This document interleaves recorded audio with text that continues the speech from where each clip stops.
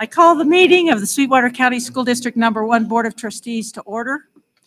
First of all, welcome to everyone. I know we have retirees here, we have band members here, so thank you for all of your support for our students and our staff.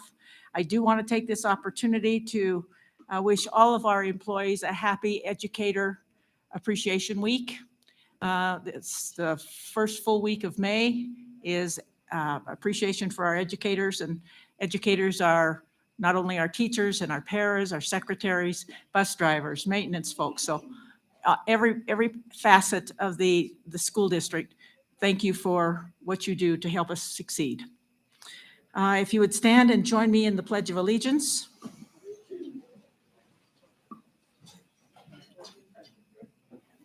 I pledge allegiance to the flag of the United States of America and to the republic for which it stands, one nation, under God, indivisible, with liberty and justice for all.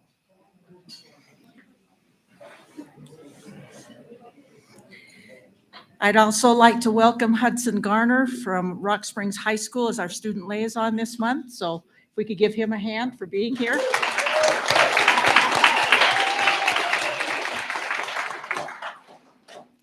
Before we hear from our band, I want to open with some brief remarks.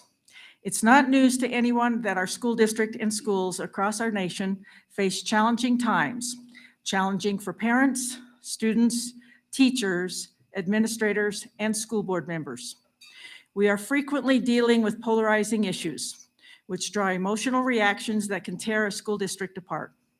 We've seen this too often recently with too many school districts. Let's not allow this to happen in our Sweetwater schools. We have all agreed that our students must be our first priority. As a board, we have adopted this statement of belief. We believe in being committed to excellence in education by maximizing available resources and understanding our proper role in overseeing the district with openness and integrity. With that belief at the forefront, I want to particularly address 3 issues. Support for administrative leadership. First, I continue to believe in our superintendent and her leadership team here at our district. We stand behind them, and they have our full support and confidence. Amid the challenges we face, they have continued to make our students their priority. And I think it's worth noting a few of the advances and achievements we have seen with this leadership team. The district has strengthened instructional opportunities at all age levels, with commitments to programs from early childhood to high school and beyond. The Career and Technical Education Academy is the latest edition of the series that includes our successful Health Academy with a job shadow program that places students in positions assisting in vital areas such as nursing, health services, education, integrated technology or IT, transportation, nutrition, and maintenance. The district has also created an early childhood program with implementation of a preschool program for 3 to 5-year-olds in addition to the Head Start programs. Both services will help provide children with kindergarten readiness. Underlying all of these efforts, the district remains committed to school safety and providing a safe environment for education with continuous training and cooperation with law enforcement and first responders. Second thing I'd like to address is on board meeting comment policy. Second, our board mission statement declares that we will conduct all business with integrity, openness, and a spirit of partnership. I know that some have questioned whether we're living out that mission with the changes we recently adopted on public comments at board meetings. I want to make clear that we welcome public input and comment. This is your school district. But from a purely practical standpoint, our board meetings must be built around handling the business of our school district as efficiently and transparently as possible, just as we did before the pandemic required that we adjust our public comment process. To that end, we have adopted a 3-minute time limit on comments at meetings, and we've dispensed with the reading of written comments submitted in advance of our meetings. Written comments matter, and we take them very seriously. They are all entered into our meeting minutes that anyone can access, and they are all read and given careful consideration by each one of us on the board. Quite simply, the public comment portion of our meetings was overwhelming the time we can spend on the district's other business. We welcome your comments.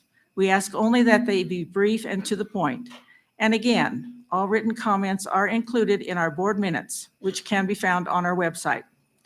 Please join me in that spirit of partnership in working together through this change. Finally, I want to address the lawsuit filed recently in federal court against our school district and individual members of our leadership team. It's gotten plenty of attention and media coverage, as we all know. We are preparing a response to that lawsuit to be filed with the court and have no intention of attempting to try this suit in the court of public opinion. But I will say that in responding to that complaint, we will be guided by our mission. Students are our first priority, and we are determined to create the best possible learning environment while respecting individual and cultural differences. Our track record shows our success at doing just that. We cannot allow ourselves to be distracted from that mission. We also follow the law. The U.S. Department of Education's Office for Civil Rights has made clear that it will enforce Title IX's prohibition on the basis of sex to include discrimination based on sexual orientation and discrimination based on gender identity. As members of your Board of Education, we must be careful when commenting about any active litigation, and we must protect the privacy of those involved, especially our students. At the same time, we want to fight back against personal attacks, rumors, or innuendo that can hurt our district and our students. We welcome your help in guarding against that. Thank you for hearing me out on these important matters. I welcome your thoughts during our public comment time tonight and anytime. We'll now proceed with the meeting agenda. And with that, I'm going to turn it over to our band. All right, so we're happy to be able to come play. The first group that's going to play is the Penalty Band. We're missing a few of them, but there will be enough. It'll still be fun to hear. So we're going to play a song called Ironclad. So this is the Penalty 6th grade band.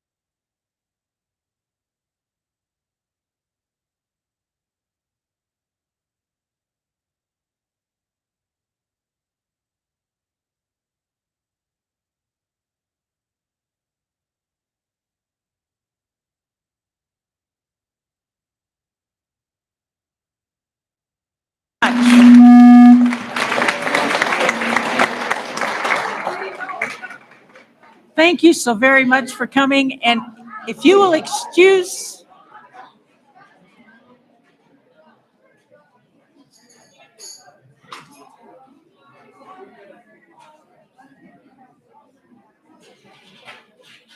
Excuse me, if you will excuse the board for just a moment, we're going to go take a picture with our sixth grade band kids. So we'll be right back.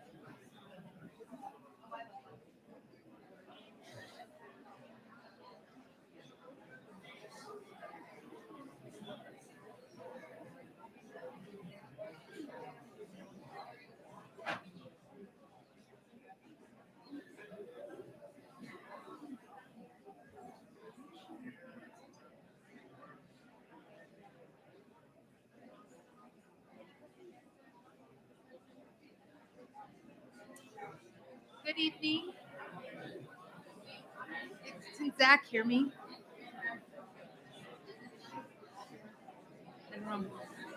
Okay. All right. Good evening. The Board of Trustees, Superintendent Kelly McGovern, and the Sweetwater County School District Number 1 would like to recognize the following employees, students, trustees, and community partners. Trustees and Superintendent, thank you for coming down. We just enjoyed the Eastside and Pilot View Elementary Band. If we could give them another round of applause.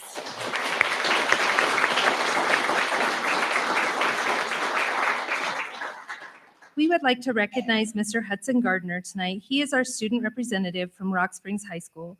We would like to thank Hudson for joining the Board of Trustees this evening and sharing a fresh student perspective. Hudson's attendance sends a positive message to all of the student body to become involved in a respectful way. Our students are capable of great things. Civic engagement is one of those. Thank you, Hudson. If the high school administration would like to come up.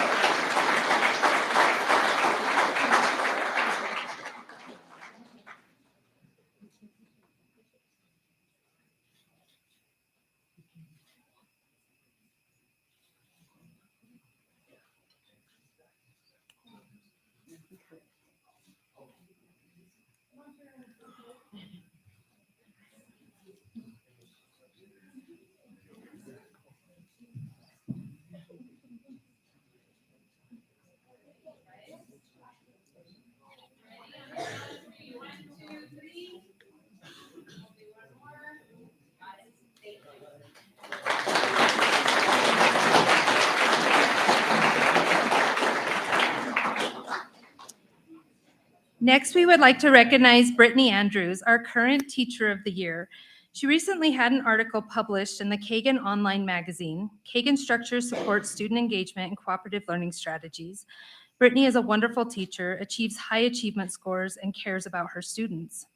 In the article, Brittany stated, "I want all students to positively remember how I made them feel, higher self-esteem, more confidence, and smart while they were in my classroom. And my mission is to strive for all educators to use cooperative learning as much as possible to reach the whole child." Unfortunately, Brittany wasn't able to make it tonight, but we would like to congratulate her on her success.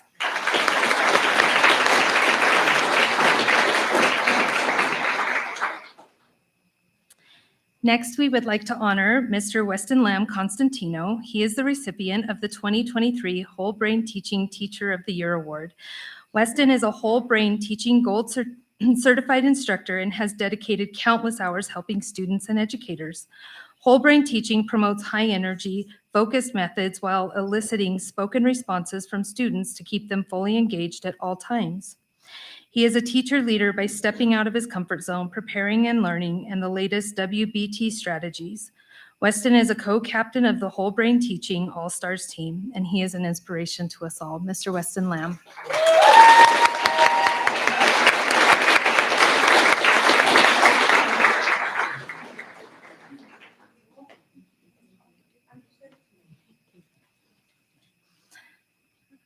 Mr. Grube and Ms. Palacios, if you're here, if you would like to join Mr. Lamb and the board for a picture.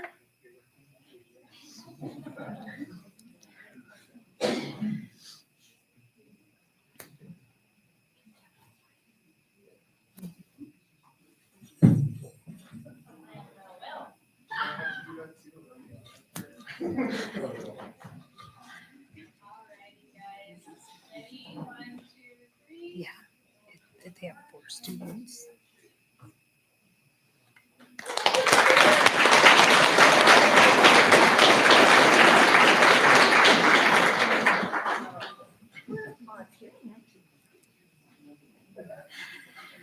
Rock Springs High School has 4 students earning welding awards at the Western Wyoming Community College competition in their annual Best in the West. The best overall scores from the written tests and welds were called back for the second day's events. The second day of competition required the students to assemble a grill that took approximately 5 hours. The below are the placements. Congratulations to Mr. Greg Buell and to the following students winning awards. Joseph Martinez, 10th, $600. Is Mr. Buell here? Is Joseph Martinez? No? Okay. Is Noah Hymas ninth for $600? Okay. Kai McKeever, eighth for $600. Okay. Landon Morrill, second for $4,000. I know.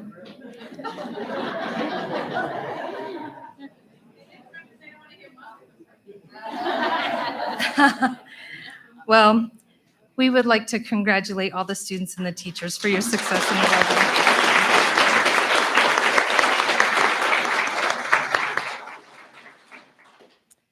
The district continues to support the arts, and we would like to congratulate the Farson Eden students who ribboned at the State Arts Symposium in Casper, Wyoming this spring. Out of thousands of entries and artistic pieces, 4 students earned ribbons at this event. Nathan Brunkart, a senior, ribboned with his pencil drawing titled Robot. This was his first year attending this event. Is Nathan here?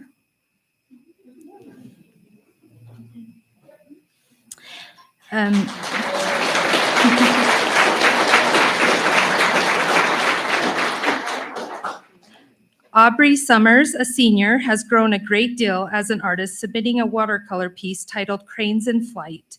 She earned a scholarship at the symposium and will be majoring in art at the University of Wyoming in the fall.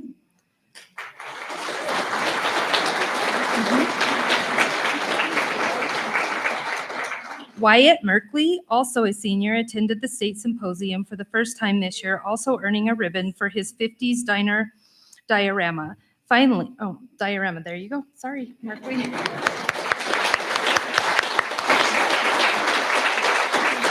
And finally, Randall Redden, a sophomore, is showing great talent as he not only ribboned for his colored pencil drawing titled Owl, but was also recognized as a First Lady's Choice winner, and his drawing will hang over the governor's mansion for the coming year. This would not have been possible without their teacher, Susie Whitson. Thank you, Susie.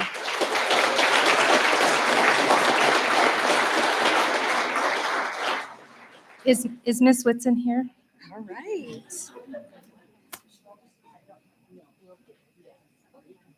And Barb, thank you guys.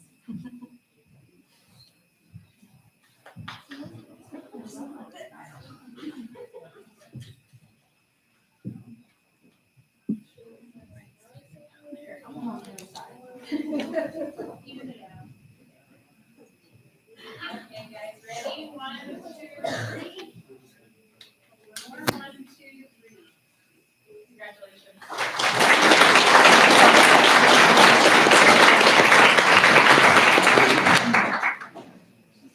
Sweetwater number 1 is proud of the career and technical education of our students receive. On April 24th, our vocational CTE students competed in the state-level Skills USA competition. The majority of high schools and community colleges participate in the event, and the judges were from different industries specific to the event description.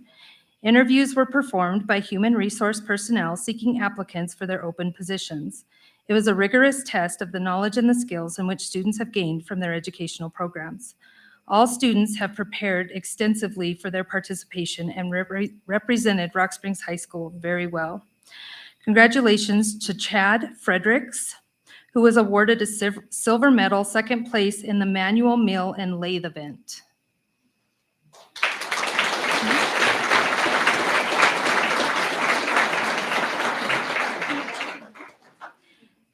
Tyler Wallendorf was awarded a silver medal, second place in the technical drafting event.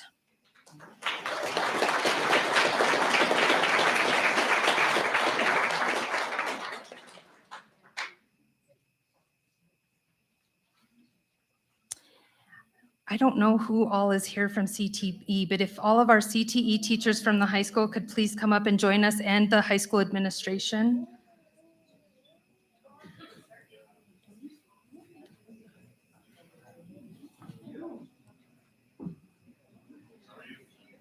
All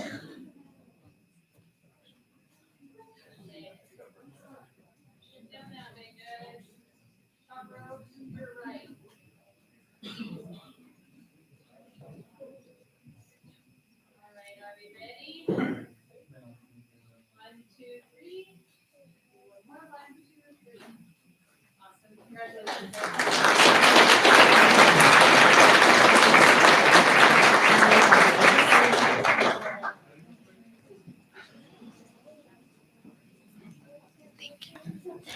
The end of the school year is bittersweet as students and staff have given their all and are ready for summer break, but it is also time we honor retirees from Sweetwater School District Number 1.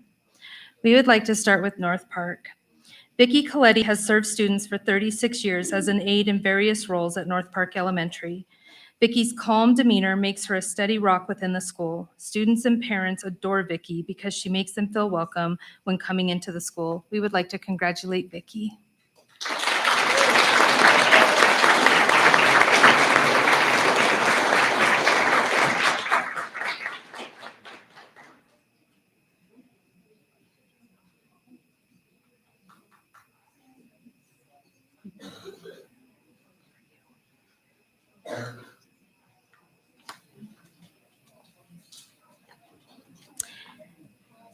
Cindy Sidewell will be retiring on June 9, 2023, and has served students for 35 years as a nurse aide secretary at Yellowstone School for 15 years and 19 years as the secretary at North Park. The incredible office duo, otherwise simply known as Vicki and Cindy, will be missed by the North Park community. We would like to congratulate you, Cindy.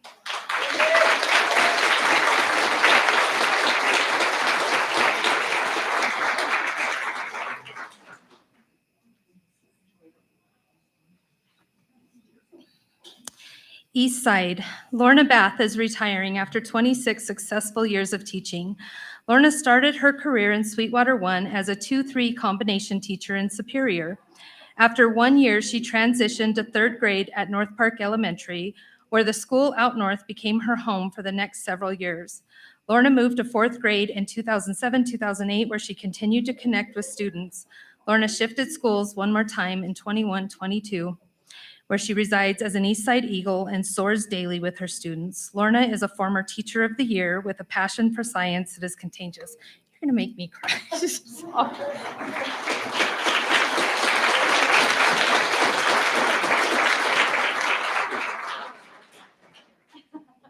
idea. Steph, how did you want to do that? Do you just want to wait? Oh, hi. Do you want to do it at the end? Or everybody? Let's just get everybody up. Okay. And we're all together, but then we'd also like to get a picture of everybody. Okay. Yes, okay. Julie Ann Arwood will be retiring on May 25th, 2003, after 29 years of service to students. Julie was a teacher's aide, library aide, resource aide, and bus driver in Superior, resource aide, pupil service secretary, and office aide at White Mountain Junior High, pupil service secretary at Pilot Butte, and office support at Eastside Elementary. Congratulations, Julie. Where are you?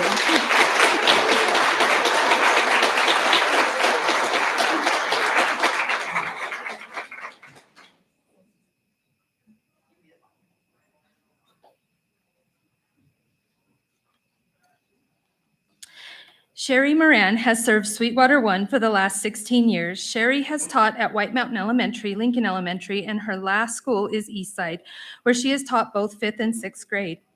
Thank you for being an Eastside Eagle, and congratulations, Sherry.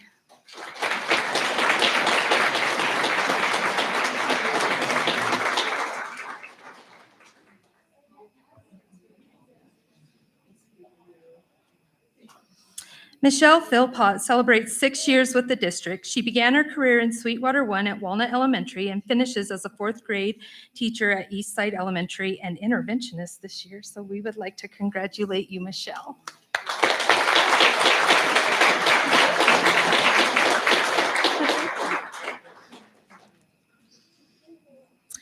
Rock Springs High School. Miss Loretta Abram will be retiring on June 16th, 2023 after 40 years. Yes, you heard that right, 40 years. Loretta started as an aide and secretary in Superior, then became the registrar at Rock Springs High School and Rock Springs Junior High. Loretta is finishing her career as a Rock Springs High School Tiger, and you will be greatly missed. Congratulations, Miss Loretta.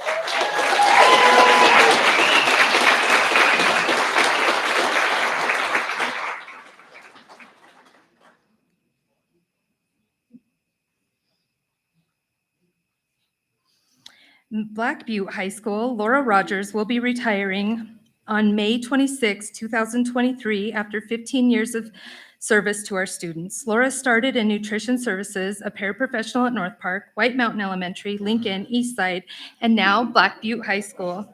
Laura has a gift for helping struggling students, and you will be very missed.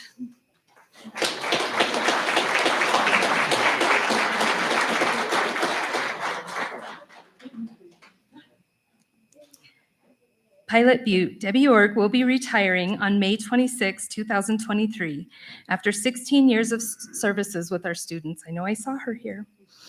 Debbie also has a special gift for students as she has worked as a paraprofessional in special programs at Westridge and Pilot Butte. We would like to thank you.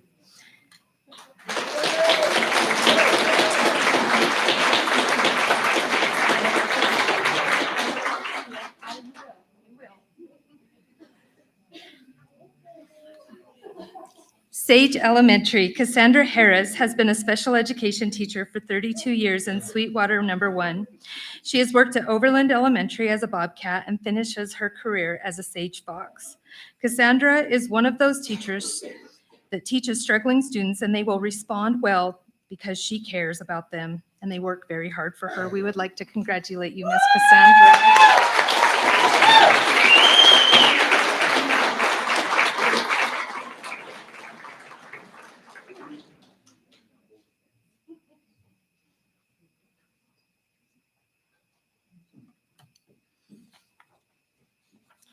Stagecoach, Miss Robin Phillips has been a counselor in the district for the last 16 years. She started as a Rock Springs High School Tiger and has spent the last 2 years working with K-3 students at Stagecoach. Thank you, Robin, for supporting students of all ages, and congratulations.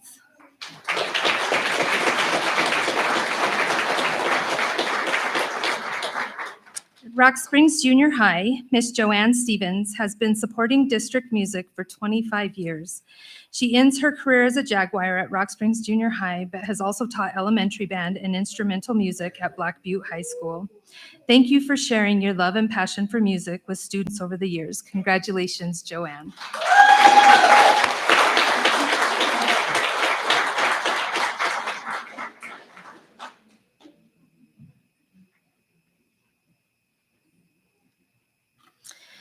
Mr. Rudy Stevens has been a math and science teacher in Sweetwater 1 for the last 25 years. He taught at Rock Springs Junior High, at the same school when it was White Mountain Junior High and East Junior High.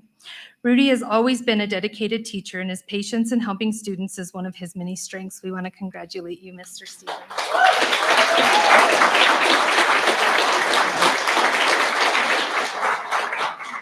Oops. I want my earring.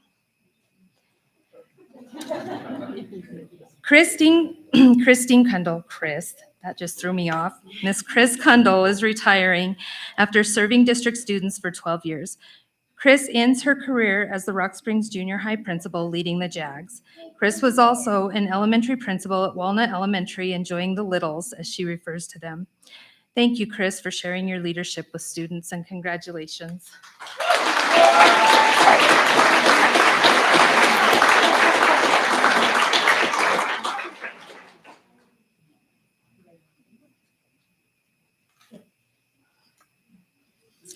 Desert View. Miss Renee Maloney is retiring from the district after 16 years. Renee has a gift for kindergartners and has taught kindergarten for many years. She is always patient and kind and a wealth of knowledge to all those who work with her. Congratulations, Miss Renee.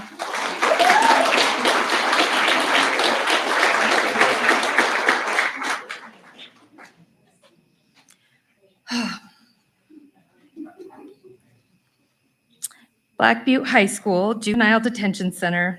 Oh, Kathy, see, I started my career with you. Kathy Sizemore is retiring from Sweetwater 1, a second time after 21 years. In total, Kathy has provided 46.5 years to students. Kathy loves every aspect of teaching and learning, especially teaching students who are at risk. She always roots for the underdog. Teaching has not been her only career, but her life's work. Kathy, you're going to make me cry, has been a social studies teacher, instructional coach, case manager, and lastly, a juvenile detention center. And now the students can't hide your shoes from you anymore.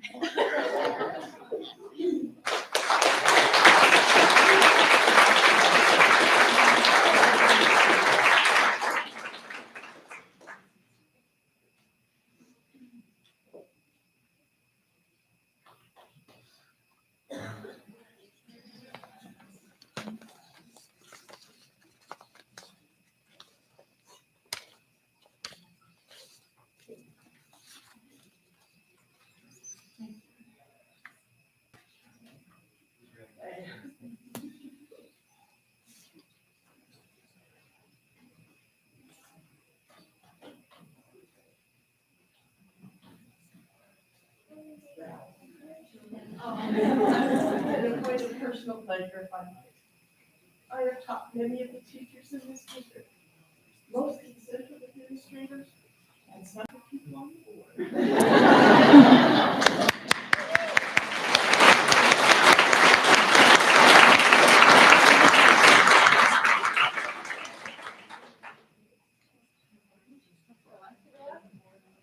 Anybody who can or would like to go up to the stage, you're welcome to. And Board of Trustees, after this picture, this will conclude public recognition. Okay.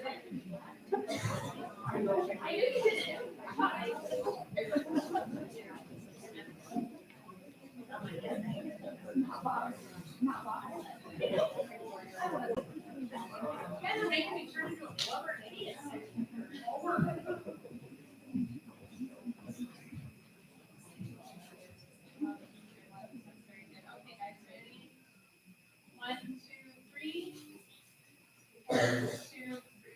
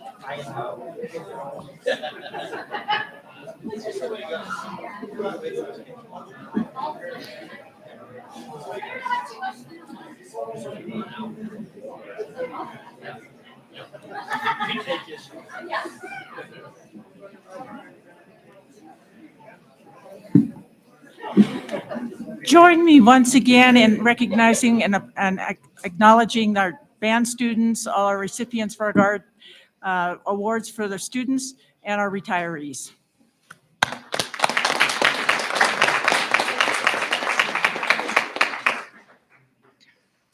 Mrs. Murray, if we could have the roll call, please. Mrs. Cochran?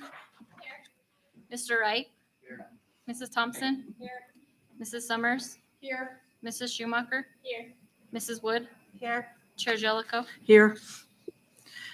We do have a quorum. I would entertain a motion to approve the agenda with the addendum. Is there a motion? Moved by Mr. Wright. Is there a second? Second. Second by Mrs. Summers. All in favor, please say aye. Aye. Aye. Opposed by the same sign. Motion passes. We have some superintendent reports. First of all, Region 5 BOCES, the Outreach Program Director, Ted Hansen. Is he here?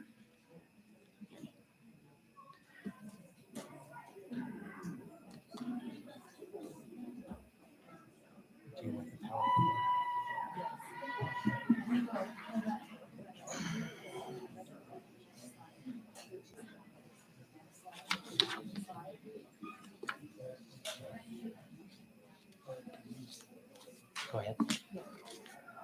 Good evening, Board.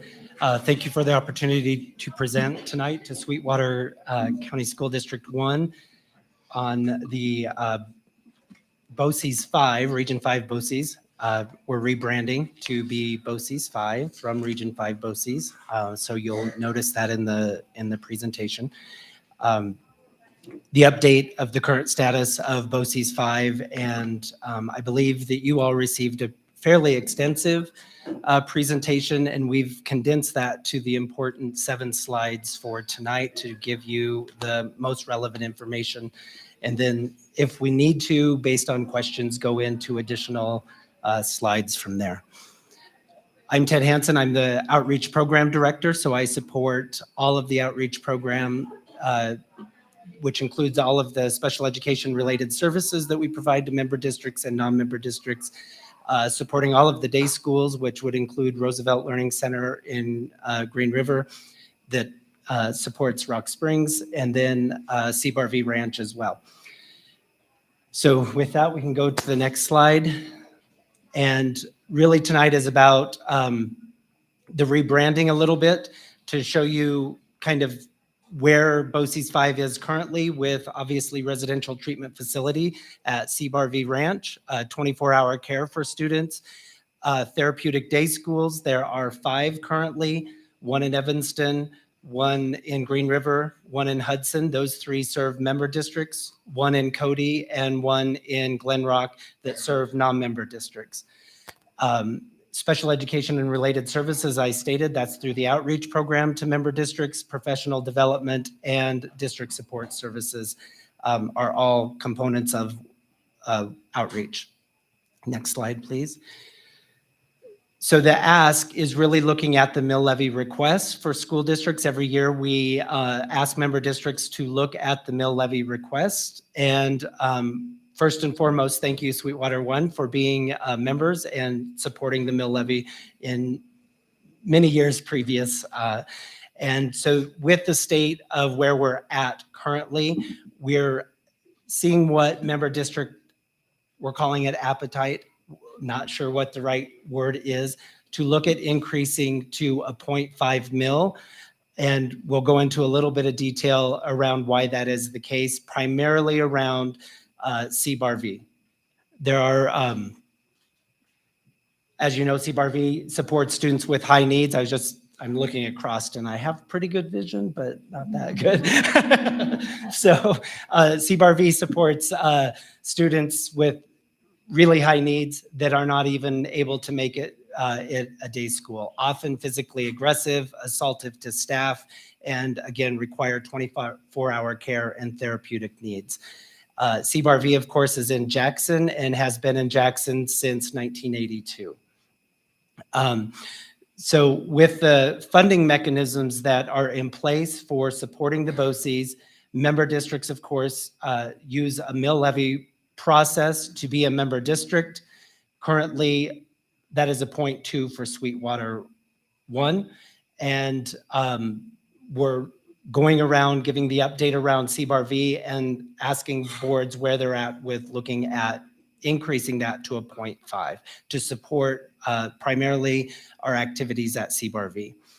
And so the executive summary, kind of the in short, is there are major renovations that are needed at CBARV Ranch. And with months of exploring with our current board, we've examined many opportunities up to and including moving CBARV to a different area, a different member district area. We've looked at renovating the facilities, completely restructuring the facilities, and a renovation, tear down, rebuild combo, and a complete tear down and rebuild. And currently with where we're at and the facilities as they exist, we're kind of in a middle spot where some of the facilities need renovated and some of the facilities need a rehaul. Primarily the student cottages where the students go after school and have their home time is where the the rebuilding needs to occur to support current capacity.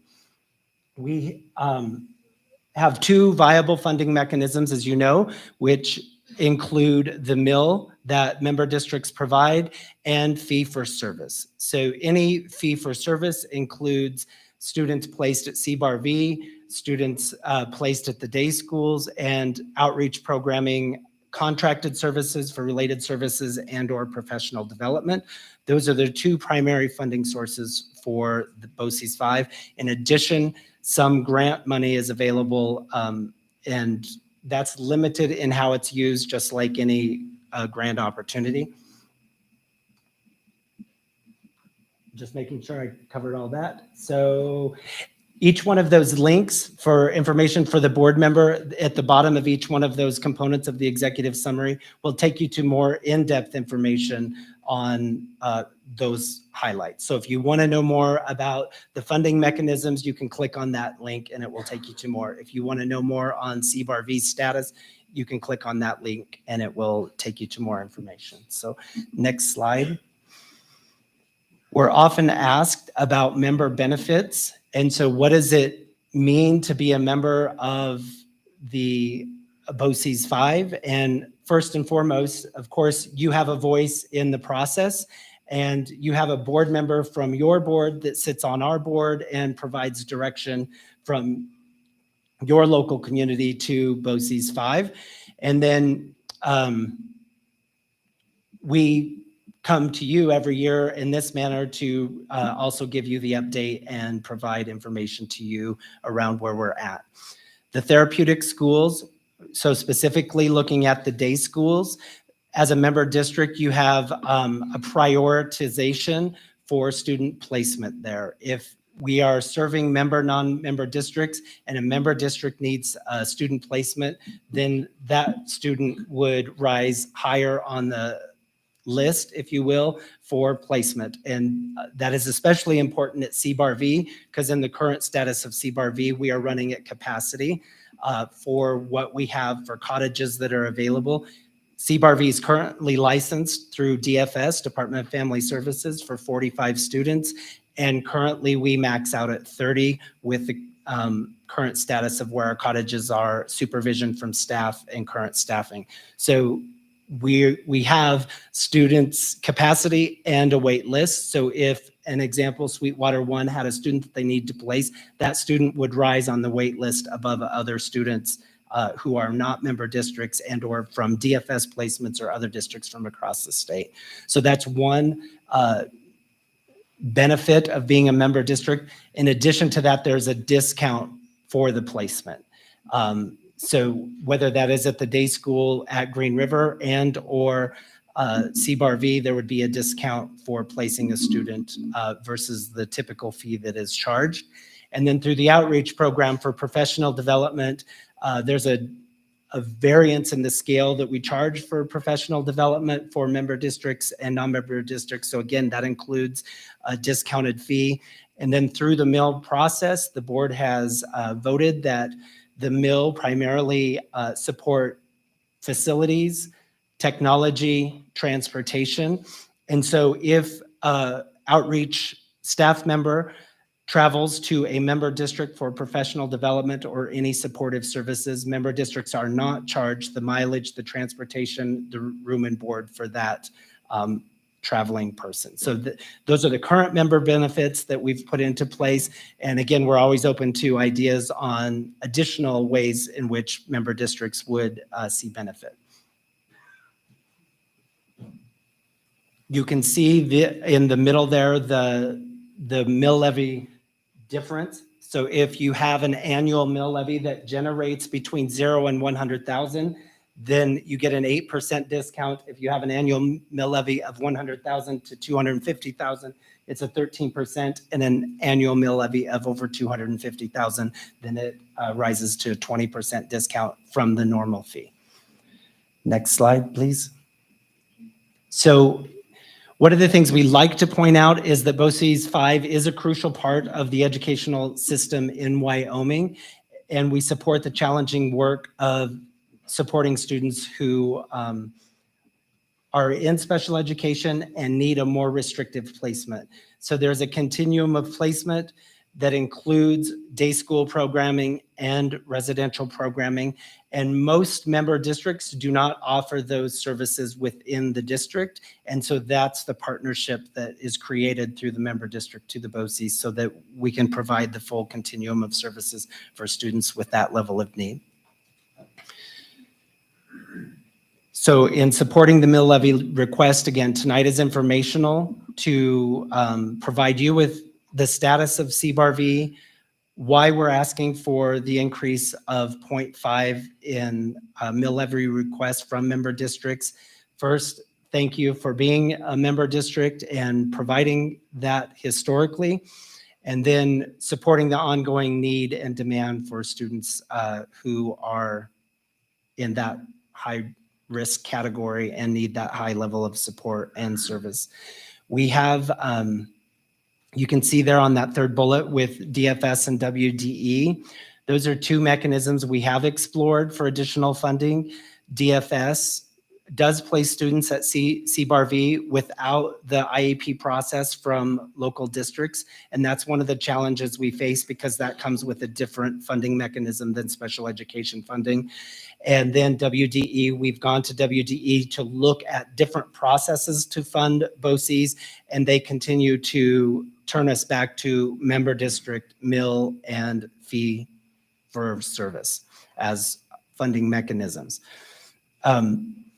As far as expanding services, we would like to be able to increase that capacity because we know the need is there. And Ms. Arnaldi can attest the difficulty. I was a previous special education director in Natrona, and it's very difficult to find residential placements for students. And so one of the things we would like to be able to do is be able to get back to our capacity of 45 students so that we can take more students at CBARV because we know the need exists. And so that expansion of services, and then keeping those students as close to their community as possible, whether that's through the day school placement close to home in the community and or remaining in Wyoming. Again, CBARV is a little ways from Rock Springs, but it's probably the closest residential program to Rock Springs. So again, trying to keep them as close as possible for family support, et cetera. And then again, supporting rural community services. And so I'm looking there, and I think we're good with that slide. So that's really what we wanted to go through tonight. This gets into the more in-depth. So if you go back to that executive summary, this would take you back to why we landed on keeping CBARV in Jackson and the CBARV options that were explored. So I don't need to go into all of that. If board members have questions, I'm open for questions or comments or otherwise, and we can go from there. Any Thank you. questions? Any questions, trustees? I have one. Is this a permanent increase to the mill levy, or are you looking for funds to do the remodeling and updating that you need to do, and then it may not stay that high? That is a great question. Thank you, Chairman Jellicoe. So there's a slide in there that shows you the projection. And if all member districts would increase the mill to 0.5, it would take 6 years to do everything that is needed structurally at CBARV. And then it would be a reduction back to wherever school Wherever it boards was. are at. Yeah. Thank you. Mhm. Any other questions? Thank you. Thank you. Item 4B is Black Butte High School Quality Review. Mr. Blake, Jean, and Copper.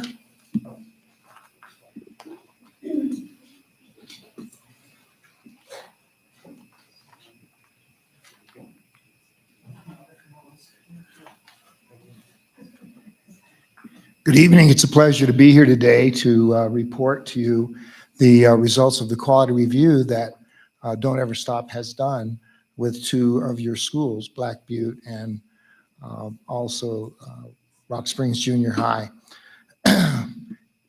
If I could, I'd like to thank Madam Chair, the Board of Trustees, and Madam Superintendent for having us here tonight. We are presenting this in concert with the principal, Bryant Blake, who's going to also speak to a couple of the slides as we present them. The next slide, please. And by the way, thanks, Zach, for helping us with this. So who is Don't Ever Stop? Well, Don't Ever Stop are Copper and I. Dr. Stoll and I have 95 years of experience in public education. I know that's hard to believe, seeing how young Copper looks.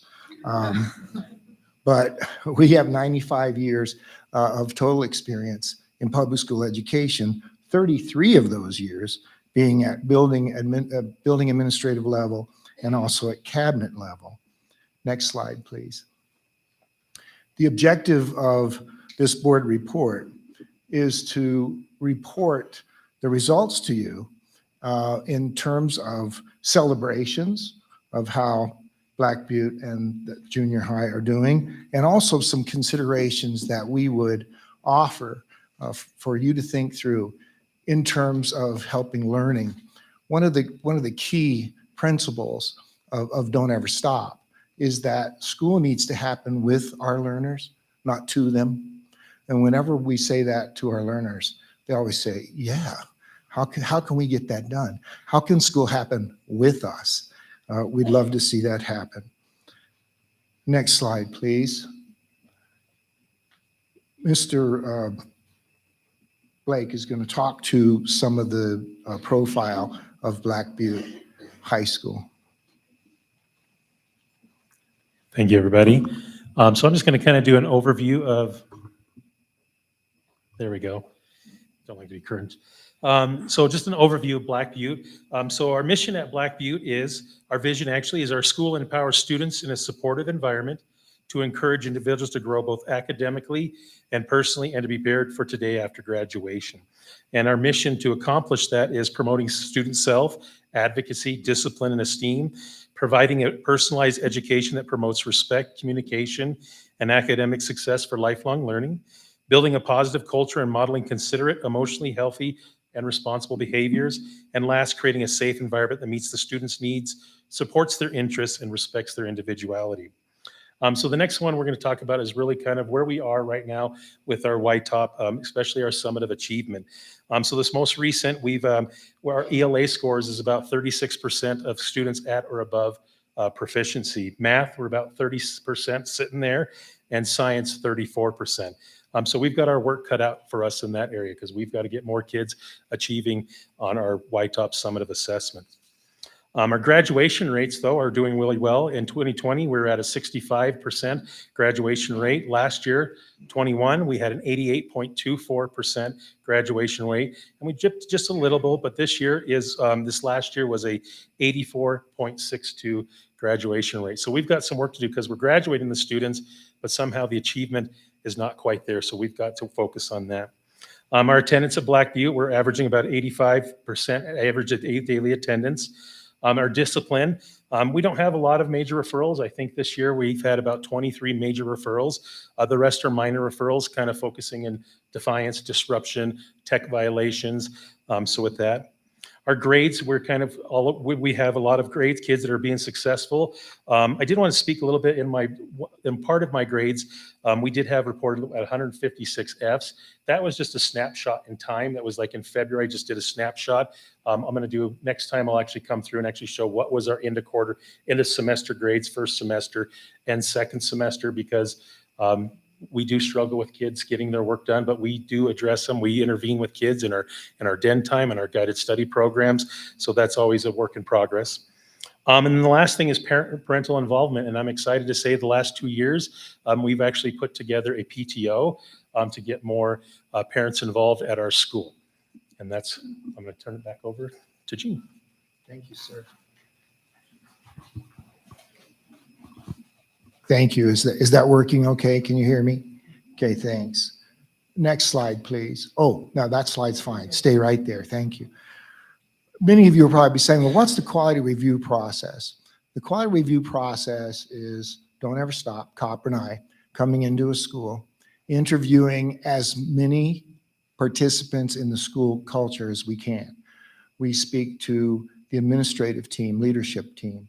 We ask questions of all of the different subgroups. We will speak to the custodial staff, the counseling staff, office staff, anyone that's involved in support, special ed educators. We also look extensively at talking to students. You're going to see some student quotes in a minute. It's always interesting when you go into a school, what the students will tell you. And quite frequently, I'll kneel down next to a student and say, what are you learning today? I don't ask them what they're doing today. I ask them what they're learning today. And the students frequently come up with very interesting information for us that we can then explore even more in depth to find out what's happening in a school and how learning is occurring in that school. So we gather all this information plus data that we get, as the principal just mentioned, some of the data points, and then we sit back with all of our years of experience through the lens of personalized mastery, and we make recommendations based on all that data and information about what the school needs to celebrate and what are some things the school needs to consider when they create their growth plan. So that's what the quality review process looks like. Next slide, please. So there are, as you can see in this slide, these are the themes that we look at when we're coming into a school. And I will speak to some of the celebrations and some of the opportunities for improvement or considerations for improvement around each one of these themes. Next slide, please. Here are some quotes that we received from some students at Black Butte.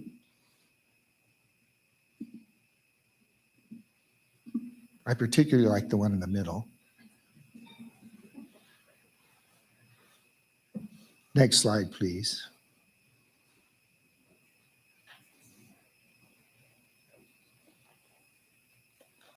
So when we spoke to leadership about the roles they're playing, one of the things that we noticed that is a celebration, and the principal just mentioned this, their mission statement calls for personalized education. And that resonates with Don't Ever Stop's idea of personalized mastery. One of the things that we think that they should consider is when they write a school improvement plan, they want to make sure that those plans are actionable, that it's not just words on a page, that it's actually something that can be done and monitored. So as the leadership team works together to create their school improvement plan, we want to make sure that it's something that can actually be done and monitored to be done. Staff also suggested that one of the things that should be considered is more feedback to the staff about their teaching and learning. Administrators have very busy jobs. There are many, many things they have to do. But going into classrooms and reviewing the work and the learning that's happening in the classroom is really an important thing. And the staff really was interested in having even more feedback than they're getting now. Next slide, please.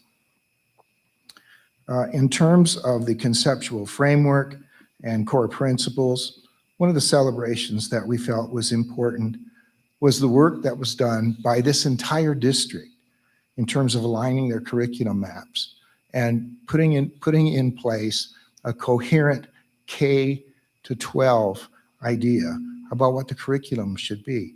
That's an important thing. A consideration that we would add for the framework and core principles is an effort to write common pre and formative assessment. One of the things that we like to stress, students often don't get enough credit for what they already know and can do. And there are students who are sometimes sitting in classrooms who know and can do many of the things the teacher has planned to teach them. Well, it would be nice for those students to get some credit for that and to say, hey, you already know this. I see that in a pre-assessment, so let's move you into another learning objective. So that's something that would be helpful. And then to use formative assessment to present feedback to students so that they can then indeed, with that feedback, learn the difference between where they're currently at and where they're trying to go to proficiency. Next slide, please. The district alignment and board support thing that we looked at, we would like to celebrate this whole idea of the 7 to 12 articulation that's beginning to happen in this district. The district is actually a system of K-12. It's not just the secondary schools. It's not just the junior high. It's not just the elementaries. It's all of those together. And they put important pieces together on our learners so that they can indeed be proficient. And we would like to recognize the effort that the district has made in having a clear 712 articulation of the learning standards. To align the learner experience in the district, we'd also ask that you consider the innovative aspect of Black Butte. Black Butte is really an interesting school with, 12, 13 staff and 100 students. They have an opportunity to do things that larger schools don't. And so we'd like to see the staff and the principal there have opportunities to do even more innovative practice. We would also encourage the leadership with the district alignment to create a strategic plan that commits to personalized mastery for the students at Black Butte. Next slide, please. I've spoken a little bit about assessments already, informative and summative assessment. One of the things that we wanted to celebrate was that students have an opportunity at Black Butte to redo some of their work so that they can document proficiency. Quite often, we have students give us an effort and we grade that and we say, okay, this is where you're at, and that's the end. Well, that's not really learning. That's measuring what the student already knows. The important thing is to get some information about where a student is, provide them with feedback, and give them an opportunity then to refine their work.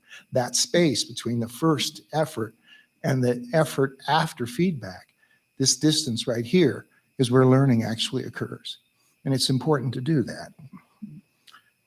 We also would like to consider including learners in all aspects of their instructional model. Again, that theme of school needs to happen with our learners, not to them. And we would also suggest that we need to hold learners to high expectations when taking their summative assessments. One of the things that we've heard sometimes from our students is, when I take a summative assessment, i.e. YTOP, it doesn't mean anything to me. Well, let me tell you, it means a lot to the district, and it means a lot to the administrative teams and the community when they look at those results. And as the principal already mentioned, we need to make sure that we're documenting the growth of our students through summative assessment as well. Next slide, please. Faster. Am I off?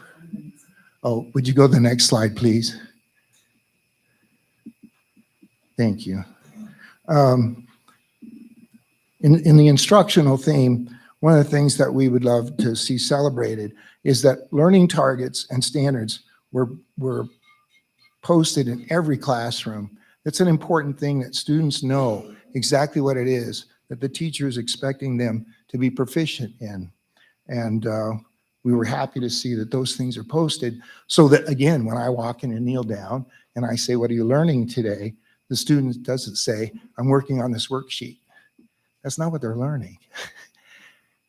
That may be a method or a strategy, but what's the actual learning? And students need to be able to say that. A consideration for improving instruction, and this is something that's very serious. We need to make sure we stress that our learners understand and can articulate with precision the academic vocabulary of the standards. Sometimes we think we're helping our students by saying, we're going to write this standard in kid-friendly language. Let me tell you, students are very, very good at learning complex vocabulary. And we need to expose them to the academic vocabulary of the standards so that indeed they understand what it is they can know and do. Next slide, please. In terms of grading and feedback, we'd like to celebrate that many of the learners could communicate what it is that they were doing and how they were doing it and how they were going to prove that they had learned what they were being expected to learn. One of the things we would challenge the staff of Black Butte to do is to create more rubrics and exemplars so students can actually see examples of what exemplary work is, and then be able to use that when they're trying to become proficient themselves. Next slide, please. Flexible pathways of personal learning plans are an important thing. We'd like to celebrate the idea that Black Butte has students and their learners complete a student success plan, and that these are reviewed by the learning facilitators. That's our word for the teachers. One of the things that we've been asked over the last 15 months since we've been in your district is, how do we instill back into our students the idea of intrinsic motivation? Intrinsic motivation being, I'm in this classroom to learn as much as I can every day that I'm here, for me, not for a sticker, not for a piece of candy, but for me, so that I can be successful. One of the things that we would recommend that could help that is students need to have a vision or a view of exactly what it is that they are striving for and working towards. And the more planning that we can have students do with that, the better off we would be. A consideration that we would ask you to think about is, how can we use information on the student success plans that you already have to personalize your projects as the learners are working through being proficient on the standards? Next slide, please. Intervention and support. A celebration for this high school is their use of den time. You're all aware they're the Bears. They're the Black Butte Bears. So they have den time that's used to extend learning time to proficiency. You know, this is no secret. I'm not telling you anything you don't know. Students learn at different rates. They don't all get it at the same time. Some already know it. Some will get it in what we think is the appropriate time.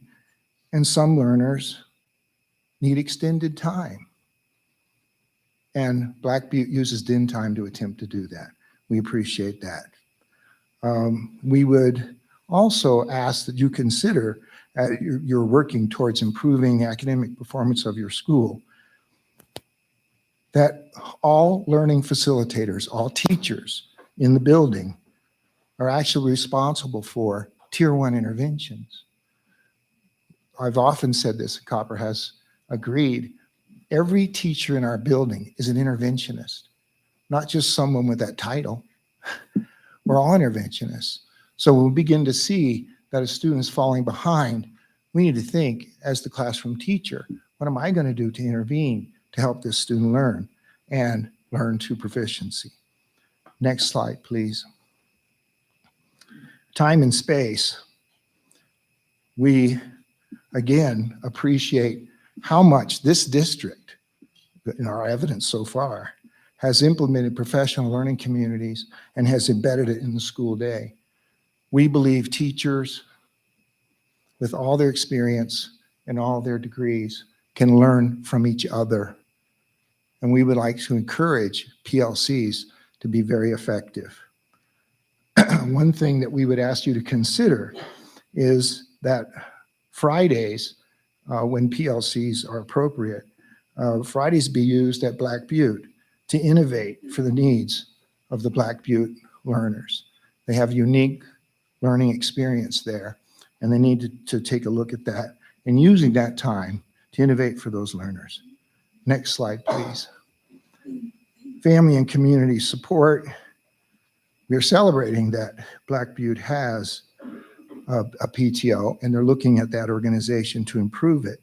We would also that you consider to provide meaningful opportunities for parents to support their learners' education. I know sometimes it seems normal for parents to abdicate once their students get older, that, I was there in elementary, and I kind of was there when they were in junior high. They're in high school now. Let me tell you, as an experienced educator, that's often when they need you the most.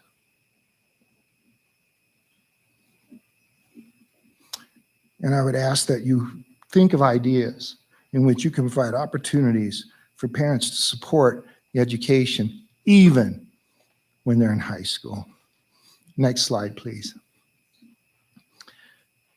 Communication and technology. We're celebrating that the principal uses the Bugle to inform the staff of weekly events. We would like you to consider, and I think this effort's already underway, collaborating with the tech department to enhance school security. I know that you've been talking about that already. I would like to turn it back over to the principal to talk about some of the things he's getting from this quality review that he plans to build into his school improvement plan. Thank you. So I'm going to kind of go over the next steps that our staff and myself are. Wait, there we go. Can you hear me now? There we go. Sorry. So one of the things that our next steps for next year is we're really going to be focusing on, we've already kind of done it with taking our student success plans and really making it come to life. Part of the things is sometimes we did the student success plans, but weren't sharing it out with the staff. So we've already taken those steps to make sure that they're seeing like, how do kids learn? What are their best ways of doing things? We've also aligned our student success plans and we created a career day. The career day, every person that we invited to our career day was a direct result of what was on a kid's student success plan. So I think our last one, I think we had about 18 different people from the community that came out and spent some time talking about what it was for that particular interest. So that's a big thing. Oh, of course, the number one was the tattoo artist. But the funny thing was most of the kids that chose the tattoo artist, they also went to the second session for small business. So those kind of go hand in hand. Making school improvement plan actionable. We're going to make sure we have actionable steps in our school improvement plan. We've kind of done some with Black Hill State Special Services and also with Don't Ever Stop. So we have a clear focus on what we're going to be working on next year. Still going to continue with our our teachers, creating goals to be innovating in C's. They've been working hard this year to giving kids more student voice and choice within the classrooms, giving them more what is our collaboration, what are some ways how we operate within our classroom, but also giving kids the opportunity to give feedback on what they're doing. And we've had really good pockets of success with that in our building. One of the other things we're going to work is expanding our student council. We already have steps with my student council advisor to get more kids involved within the school because that was a direct need that came from the students. We want to be more involved and be a part of this decision making and be a part of that. So that's a big step we're taking. What I'm going to work on still providing more staff feedback to staff on teaching and student learning. We're really looking for those innovative areas because once we get those kids in that innovative area, that's when the learning really does happen. When they take, like we said, we want the learners to take ownership. One of the things to get more students involved, we're not going to be a PTO next year. We're going to expand and be a PTSO. We want a lot of times we're in PTO meetings. What do the kids want? Well, let's bring them into the meetings. Let's hear what they want and make them a part of our decision making. So my PTO is really excited about that and my staff to bring the students aboard on that. Another thing we're going to be working on is trying to create a mentorship program with some of our juniors and seniors to kind of help guide our freshmen that are coming into school to kind of be there to have those conversations. We're going to work on having a freshman boot camp to kind of get them going on what to expect for high school, but we also want to have some upper level learners to be a part of that. As far as PLCs go, one of the things we are going to be doing is we are going to be utilize every PD Friday for Black Butte. We're going to have PLCs at Black Butte. And one of our biggest goals is we are for working towards project-based learning. We want to get back to those roots of project-based learning. And I will tell you, this is the most exciting part, and my staff is on board with it.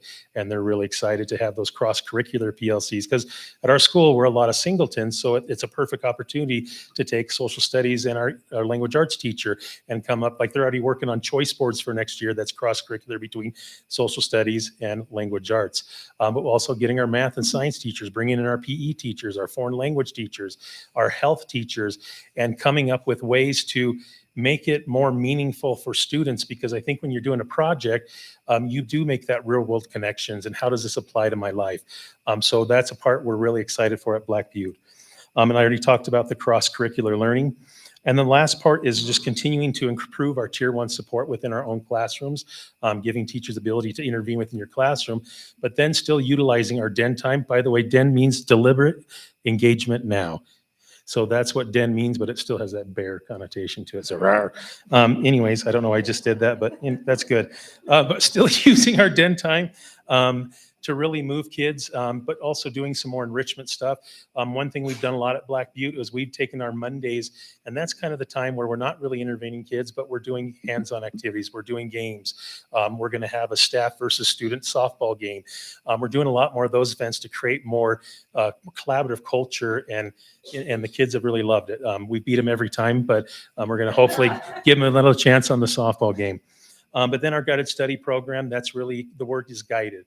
It's not just a room where you're supposed to just sit there and good luck, have fun, but the teacher is in there working with the students, guiding them, okay, what do you need to work on next? We have them fill out charts within their class, and what's your goal? What are you going to work on? What are you going to get completed?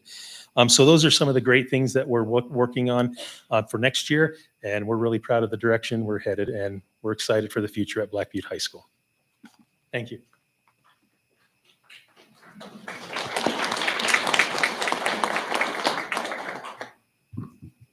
Thank you, sir. We appreciate that. We're looking forward to Don't Ever Stop. By the way, people ask us sometimes, what is Don't Ever Stop about? Well, what that's about is I retired 19 years ago. I was miserable at retirement. I failed miserably. And so I've continued to work in education to help our learners be more proficient.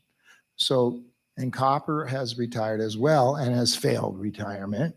We've written a book. We've gone all over the United States trying to help schools innovate so that learners can indeed be more proficient. So part of our failure, we're hoping, is turning into success for learners all around the country. So we're looking forward to continuing to work in the district. Thank you for having us, and thank you for giving us an opportunity to help you. I'd also entertain any questions the board might have. Any questions? I have one. It was referenced in both junior high and Black Buttes, the X teams. Only the junior high? Okay. Yeah, okay, she'll okay. answer that. Okay, thank you. Any other questions? Thank you again for this opportunity, and we're looking forward to working with you. Thank you, sir. Oh, and here is Dr. Copper-Stoll, the other half of Don't Ever Stop, probably the most intelligent half. And Mr. Ron Urban, the principal-elect of Rock Springs Junior High. So what Jean failed to tell you all was that we are both, we are both middle school principals. We both have spent tons of time with young adolescents and really enjoy that age group. And so when we walked into Rock Springs Junior High, we kind of felt like, you know, we're home. These are our people.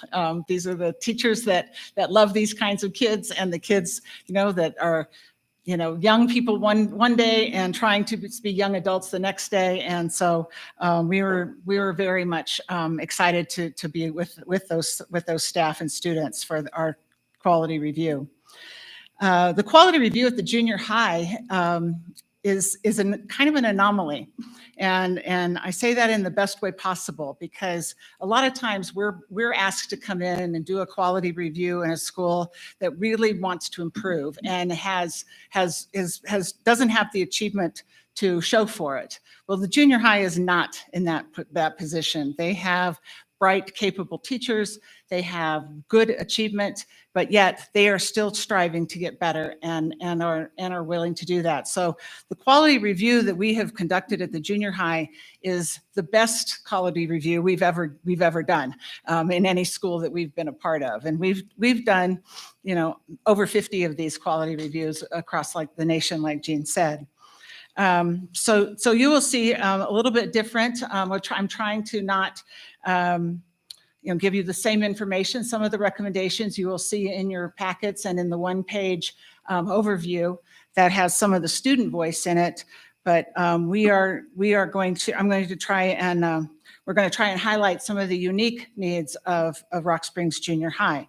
And Ron, in one of his first official duties as the new principal at Rock Springs Junior High, is going to give you a little bit of the profile of the junior high. Well, good evening, everybody. Appreciate you guys coming in. I know it's getting past my dinner time. My stomach is growling. Board, thank you for having me. Superintendent McGovern, Chairman Jellicoe, Mr. Hudson, thank you for joining us tonight. Appreciate that. Love seeing you. So the junior high really is a unique building. Coming from an elementary setting, it's a big building. When I say big building, it's a small building with a lot of little kiddos running around. And so the junior high is kind of fluctuating between the 750 to, I believe it was a few years back, almost 900 students. And so it kind of fluctuates, and we have some amazing teachers that kind of support our kids. And there are a lot of supports that our kids need, as well as we have a lot to give to students as well.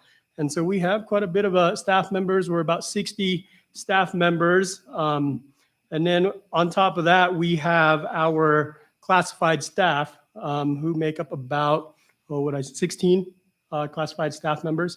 And so that's kind of a small look at the junior high. And then we obviously have 3 administrators.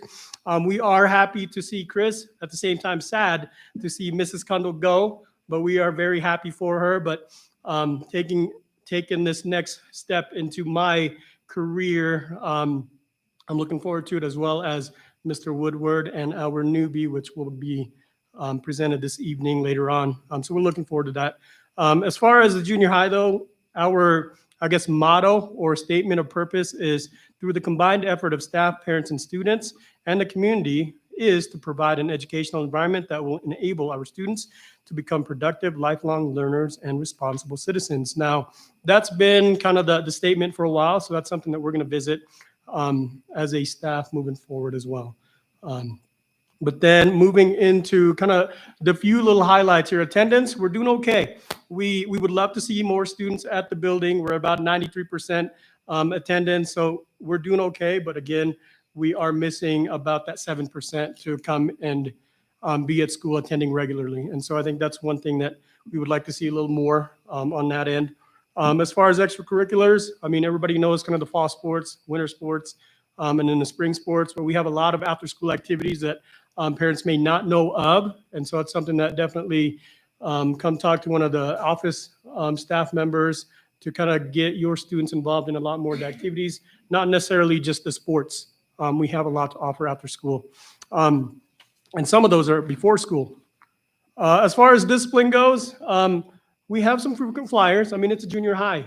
This is a time for kids to kind of start pushing boundaries, seeing what they're going to be about, who they're going to be with, the friends that they're going to start to kind of make a circle of. And so we see high flyers, but I'm going to tell you right now, we have 96% of our students that have not received a major referral.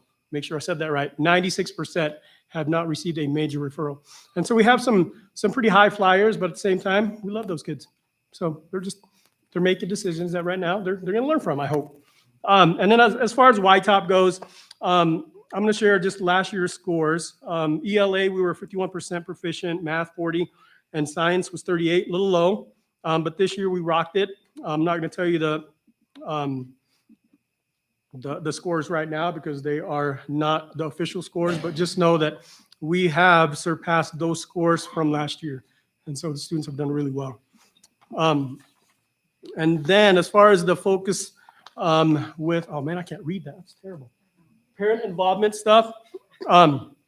This is where I'm going to put my plug in, because coming from an elementary level, you start seeing a lot more parent involvement with like PTSO or PTO in the K3 building. And then it kind of tapers down as we get into the 4-6 building, but it definitely tapers down as you get into secondary. I would love to put a plug in tonight to get more involvement from the parents. Just give us ideas. Please come in and share ideas and thoughts on how we can continue to improve as a building. So that's kind of my spiel for a few slides. Thanks. I'm not going to go through the next couple of slides, so Zach, would you just go through, there we go, because Jean brilliantly covered those. So we're going to start with the leadership slide. There we go, highlights for leadership, there we go. So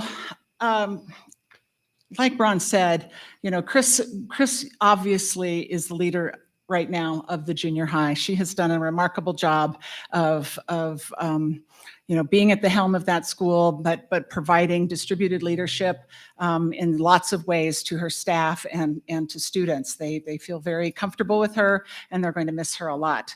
The really nice transition, though, that they've done was hiring Ron to be the assistant principal this past year, so that he could get a view and see what was needed for the principals who to sit in that principal's chair and begin kind of hitting the ground running this coming year. So that definitely is one of the celebrations. We also looked at the PLC processes, and we would say that those PLC, the professional learning communities, are definitely at a mature level at the junior high. They are doing a wonderful job of, they have their norms, they review their norms when they start the meeting. Sometimes they set a goal for how they're going to operate with one another. They look at data. It's really a very mature system, and those teachers, they're not run by the administrators. They're run by the teachers, and so it's definitely distributed leadership. For the considerations, when we talk about considerations, these are things that we recommend that we think would make learning better at the school. So again, our focus is always on taking a look through the lens of looking at learning and trying to make sure that stays in everyone's front burner. And Ron already talked about looking at, they have a direction and a purpose statement that's right there in the office, and he's already got plans to taking a look at that, maybe revising that, refreshing that. There's probably staff that have been hired since that was written, and maybe make sure that everyone has a commitment to that mission and vision. And the leadership team, I think, you know, could be empowered. There's department chairs that are at the school, and I think they could be empowered a little more effectively to set goals for the school and solve some more school-wide problems. Next slide, please. Jean talked about creating curriculum mapping. Again, that has been, I think, made a big difference, hopefully, in those test scores going up, is that now it's aligned. The YTOP is testing on the state standards, and if you're teaching to the state standards, then the kids have a chance to be assessed on those standards. So I think it's really important for that. So that is definitely one of the core principles or conceptual frameworks that has really been, I think, since about December, has really helped and supported taking a look at what those standards are. There's a policy, a board policy. One of the considerations that we were concerned about was the continuous improvement. Since we've been at the high school this past year, we've seen just a myriad of remediation that is needed to happen as kids come up in 9th grade and 10th grade because they're not proficient as they come up through the system. And so you have a board policy that's up for review tonight that we think would be really powerful if not passing kids on without being proficient, at least in those core language arts, math, and science areas, so that its time is not spent at the high school working on those middle school or junior high standards. Next slide, please. District alignment, I think we've talked enough about all of that. We are just in the process of starting a personalized mastery approach to learning at the junior high. We had a really great time for a half a day with them last month. And so we are looking forward to continuing that learning both at the Summer Academy this year, or this summer, as well as throughout the year during those Friday PD days. What Jean and I really were excited about when we came into the district was the teacher evaluation system. Wyoming has created a rubric, a teacher evaluation rubric that really is in alignment with our philosophy of student learning. And so we have a toolkit that we use that we have put the criteria for that C's, the teacher evaluation criteria and it aligns it with what we are using in professional development so that teachers can use that evidence as they have their evaluation with their administrator. The considerations that would probably make learning better, again, that 7-12 articulated process, as well as looking at what are the tight things, what are the things that make your district Sweetwater 1, and making sure that students have those as they go through your whole system. And then if once those tight things are implemented, schools have the ability to innovate on their own based on the needs of their students as well. Next slide. We've been very excited to feel the school board support. Can you go back a slide, Zach? I'm sorry. We have met with the old school board before this board was elected, and we have met with most of this board as well to just talk about our approach to learning. And the former board did a book study on our book, Reawakening the Learner, and so we have felt very supported by the school board and know that they are working on their new strategic plan, and we hope that there will be a commitment and actions to personalized mastery. We know that's in process. Okay, now the next one. Thank you. Again, assessment, formative assessment, summative assessments, and instruction. The PLCs are very high functioning at using formative assessment in their school, their grade levels and in their content areas. But I think there is a caveat to that, to just make sure that they are really assessing the rigor of the standards. We want to make sure that as kids are using those formative assessments and getting feedback, that kids really understand that this is what it's going to take to be proficient on those standards. The X teams, thank you for asking about the X teams. They are, they feel like they're not quite as in a mature as their development, but those are cross-curricular grade teams. And so they're going to, and maybe you can talk a little bit more about that with your next steps. Was that one of them? Yeah, okay. But basically what they're realizing is in the junior high model, they're not really seeing the same kids. So they're a language arts, math, science, and social studies teacher may not have all the same children. And so maybe they're doing something in this class, but that teacher doesn't get to talk to this teacher because they have a whole different group of 25 kids. So they're really trying to pull that X team together and maybe making sure and that academic vocabulary Jean talked about can be improved in that process so that kids understand what they're being asked when they hit those assessments. Next. Grading and reporting on student feedback. The staff has been trained by Ken O'Connor, a consultant specializing in grading and reporting. And again, I think the kids would really like to be able to understand where they are in their learning progression. And so I think basically considering a grading scale that gives kids an understanding of their progress toward proficiency on the standards would be really helpful. We recommended that they participate in the district task forces that will be coming up this next school year, and also help create a communication plan for stakeholders, because we realized that some of the communication around that wasn't real clear this past year. Flexible pathways, next slide. There we go. Choice boards are beginning to be used so that kids can, again, have more ownership about how they want to show proficiency. The proficiency line, that level doesn't change, but how they want to show it can be more flexible. And then, again, thinking about junior high, what Jean's and my experience has been at the middle school is that kids at the 7th grade, some kids at that 7th grade level begin figuring out what their exit plan is. That they are thinking about, okay, I only have to survive this till I'm 16 years old and then I'm out of here. So giving them that opportunity to understand, you know, what do they want to be when they grow up, and then helping the teachers kind of help and support them figuring out ways to go through that pathway we've seen real successes at the high school with CTE being able to do that. And so we think that that would be helpful to start that earlier, and making sure that their interests and their lessons would be helpful. Okay, next slide. Intervention and support.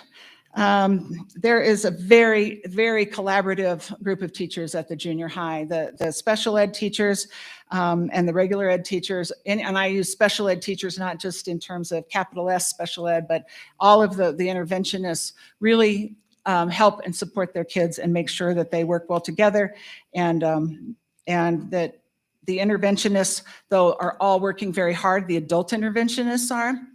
Our recommendation is that we want the kids to work harder than the adults in the building, that it's time for them to take more responsibility for their learning, not just be little vessels to be filled by their teachers, but owning their learning and working to help and support their learning as well. There was a recommendation that interventions maybe need to be monitored a little more closely and figure out what's really being successful for a student, and that would be happening through the MTSS process as well. Next slide. Let's see.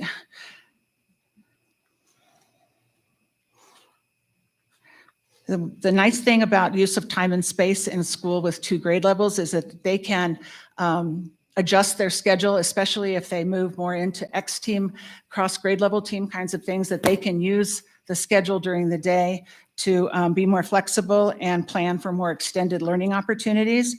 And this came out of one of the focus groups for the teachers. And we think that would really help and support learning as well. Family and community engagement. We didn't talk to any parents. They didn't come in for their focus group time. And so we talked to other people, though, in the school that talked about, there was a small group of parents who conduct fundraisers to pay for incentives for learners and other school-sponsored activities. But I think this is something that the staff probably would want to reinvigorate. You heard Ron already put in his plug for this. So, but there is some community support and partnerships with grants. There's a 21st Century grant with BOCES for after-school activities. There's a grant with the University of Wyoming that's supporting the Science PLC. I happened to run into the youth home administrator, and she was very supportive of how the junior high and they work together from the youth home. We saw some parents come in and had concerns, and those were dealt with quickly and effectively.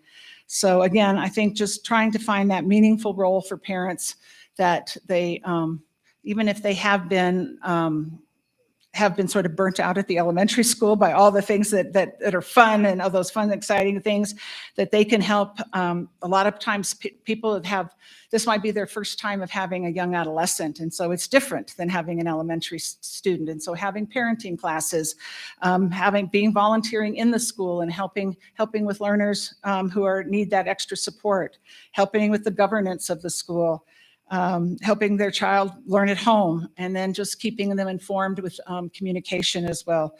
Those would be some of the things that we would suggest that would be helpful to support learning as well. And the last, about communication and technology. They use Canvas to communicate about the learning. They use PowerSchool to monitor student progress. And again, just keeping that balance of using technology for learning and direct instruction, not just putting kids on computers, but making sure that there is connection and that human part contact with their teachers. We think it would really support and help learning. So Ron's going to talk to you a little bit more about the next steps for the junior high. Okay, I'm going to turn around. Sorry, I'm really good. I'm going to get my eyes checked. So I'm going to turn around. I did not write this down. But basically, some of the focus is that first bullet is just provide consistency with behaviors. I think with what we see, it kind of, again, it fluctuates, and the severity of the certain behaviors. I think we just, as a whole building, would like to see more consistency in what behaviors we see and how we manage those behaviors. And then working with staff as well on how to manage some of those behaviors. And so making sure they have a toolbox of certain strategies or interventions that they could use in their classroom, depending on what students they're seeing and what behaviors they're seeing. And then that kind of goes back into the getting back to the basics portion where we're going to get grounded back into some of the elementary things where we understand what's going on in the classroom and how to run certain things as far as expectations in certain areas. And a lot of elementary teachers and staff members know that there's expectation stations. So knowing what to do on certain areas of the building and kind of going back to that, not just for the students, but for the adults as well. And so students and adults know what is expected of them in certain areas of the building. And then conducting peer classroom walkthroughs about our observations. Basically, the teachers had wanted to talk about how can we as a staff basically learn from one another. We have a great staff that have a lot of experience and some new teachers that really could benefit from seeing one another. And veteran teachers can learn from the newer teachers and vice versa. And so I think just utilizing our staff and really being there for one another, which they are, but I think being there for one another a little more and seeing what others can do and are doing in classrooms. Let's see, making JAG tickets a little more meaningful. What that means is it's just our little incentive tickets. That's all they are. At Pilot Butte, they're called the PAW tickets, and our East Side folks, they're the Eagle, I believe, tickets. I'm not exactly sure, but that's our JAG tickets. And basically, we're looking at trying to give it a little more incentive. I'm not sure if it was Gina that talked about it, but finding students are struggling with intrinsically motivating themselves. So we have to find external things to do that. And that's where that tickets come in.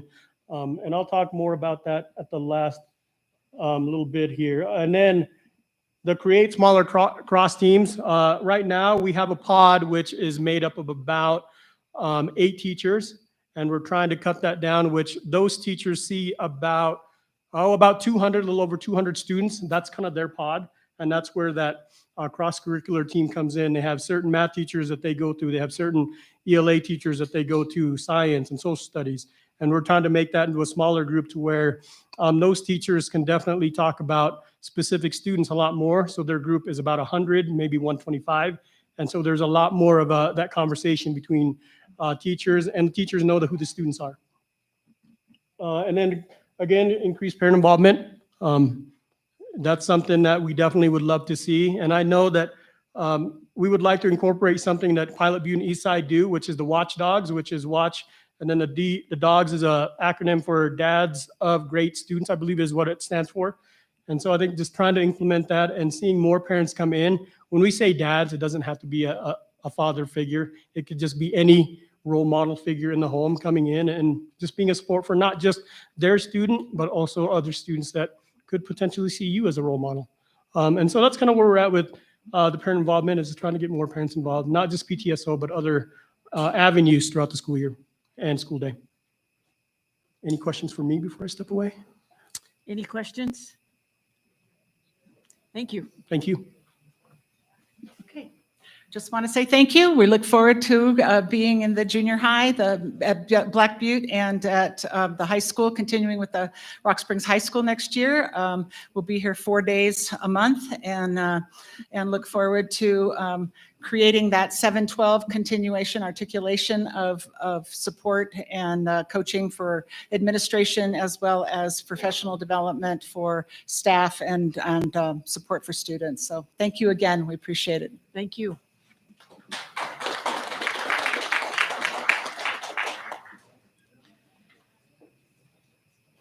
Mr. Duncan, the preliminary budget. Wow, full house tonight, and everybody I know came to hear the preliminary budget. So I'll make this short and sweet. Thank you, Madam Chair, Board of Trustees, Mr. Gardner, Superintendent McGovern. First of all, I'd like to give a shout out to the schools and departments for all the work that they put into generating their numbers for the budget. Also for my staff in the accounting office who put in hours and hours to generate the numbers. Randy, Christy, Gina, and also for Gina and Nancy for chasing down some of these changes from one year to the next. So with that, I'll first talk about the expenditure side of the preliminary budget.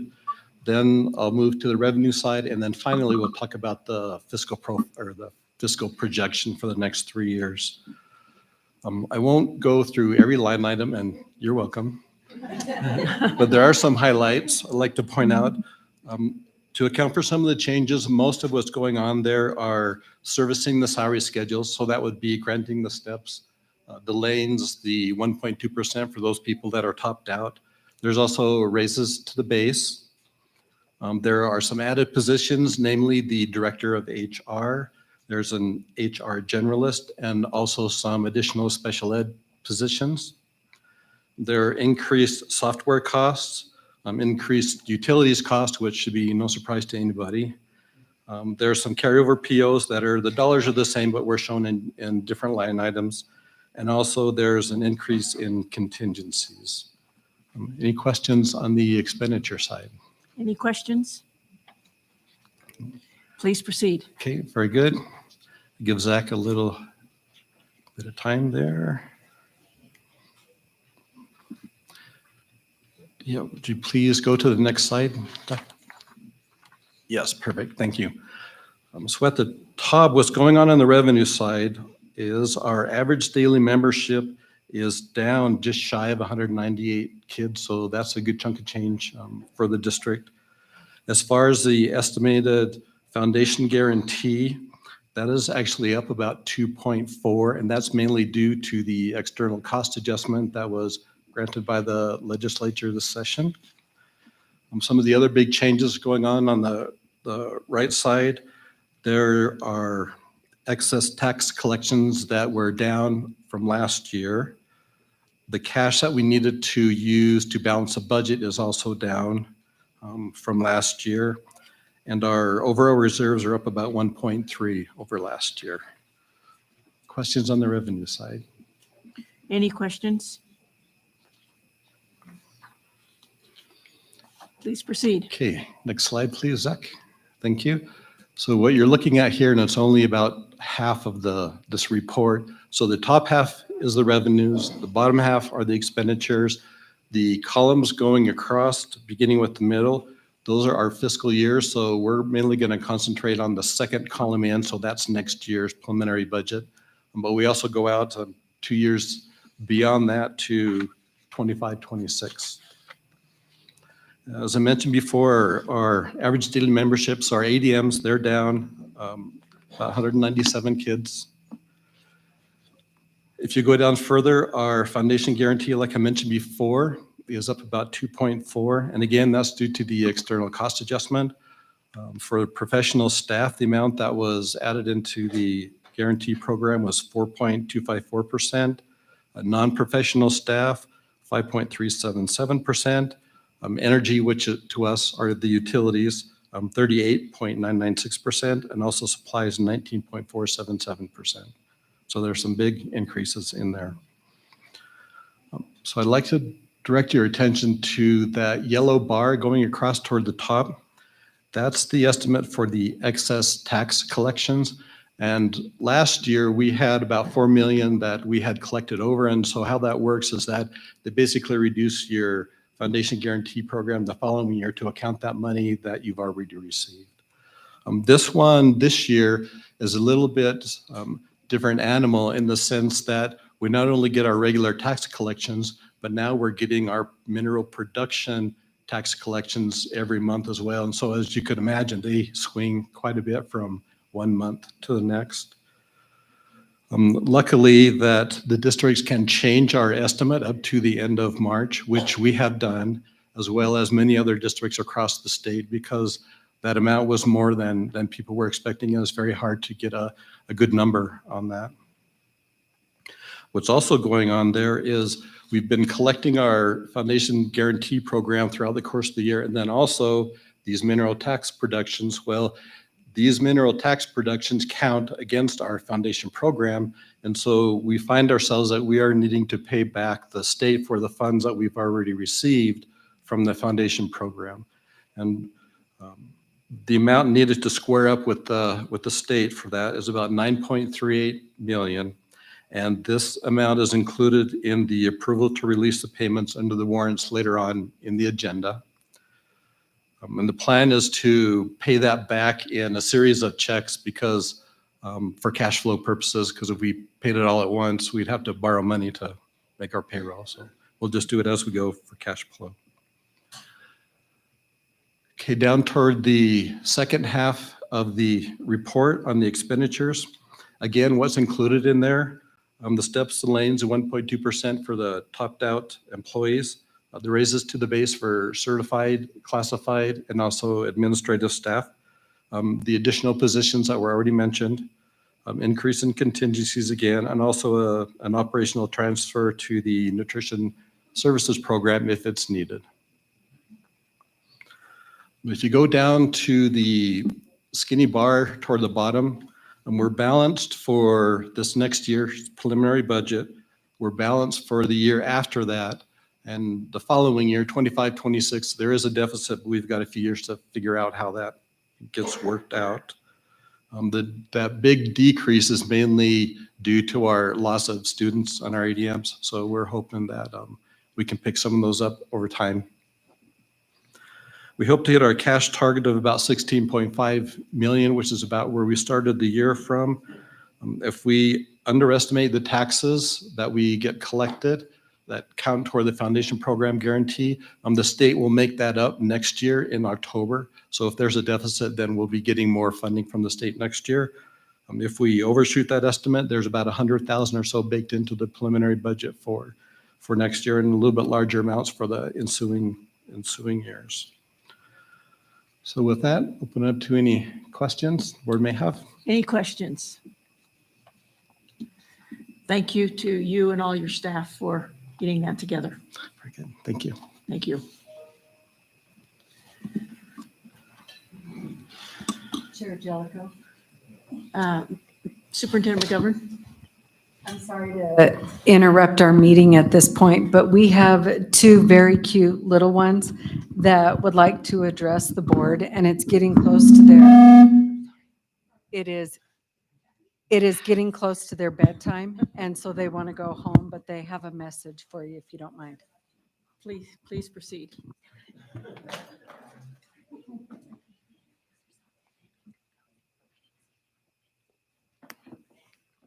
Hi, my name is Haley Boodleman.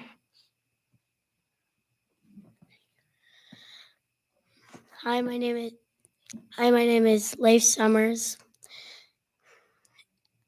On behalf of the Arsenidians 4th and 5th grade classes, we would like to thank you all. We had a wonderful time exploring Yellowstone during our expedition Yellowstone trip. We were able to snowshoe, prepare, and clean up meals, and learned all about Yellowstone's geology, ecology, and its rich history. We hope that you consider letting other students enjoy this trip in future years, as we learned so many new things and made memories that we will never forget. Thank you for allowing us to go on this once-in-a-lifetime trip. May we please approach the board to hand out thank yous. By all means, please.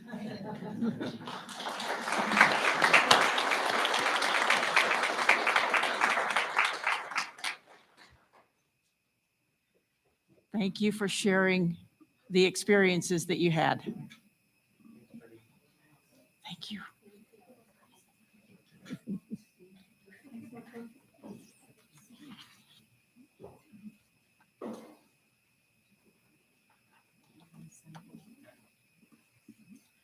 Thank you so much, and safe travels. Item number 5 is an executive session for discussion of legal and personnel matters. May I have a motion to adjourn, but go into executive session at this time? So moved. It's been moved by Mrs. Summers. Is there a second? Second. Second by Mrs. Schumacher. All in favor, please say aye. Aye. Aye. Opposed by the same sign.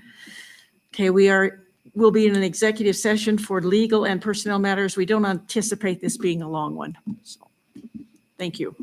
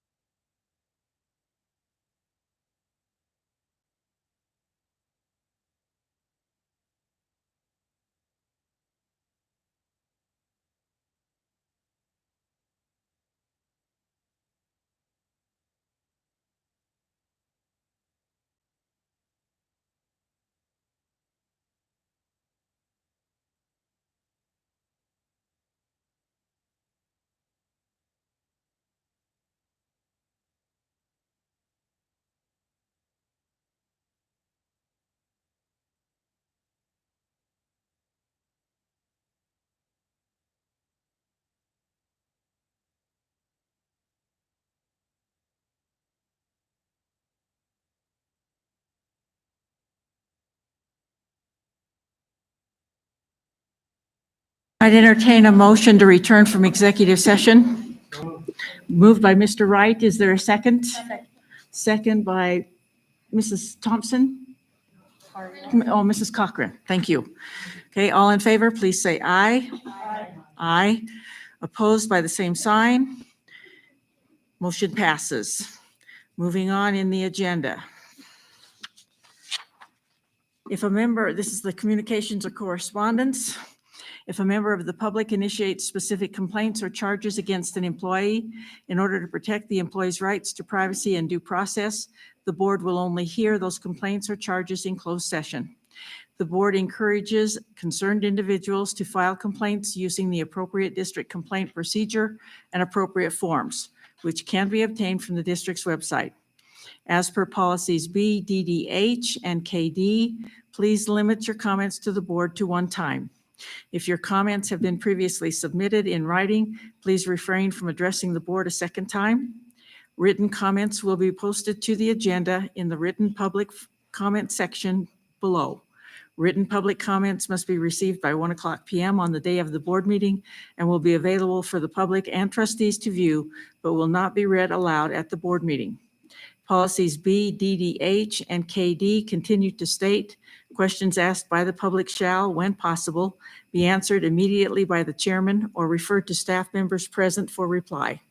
Questions requiring investigation shall be referred to the board or administrative staff for consideration and later response. We did receive two written public comments, and they are attached to the agenda for your information, for the trustees as well as the public.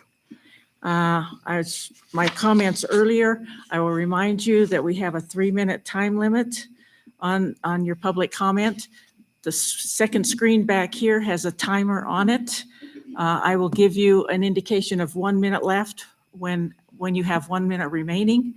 And I ask that your comments be civil. So please, whoever would like to make comment. Please state your name. If you represent an organization, please state that. If you're speaking for yourself, then just say you're speaking for yourself. Good evening, Chairman Jellicoe, Superintendent McGovern, trustees of the board. My name is Cheryl Notman, and I am president of SEA, speaking for Sweetwater Education Association. I'm here to let you know that the members of SEA have voted yes to ratify the negotiated agreement. Any questions? Any questions? Thank you. You're welcome. Further public comment?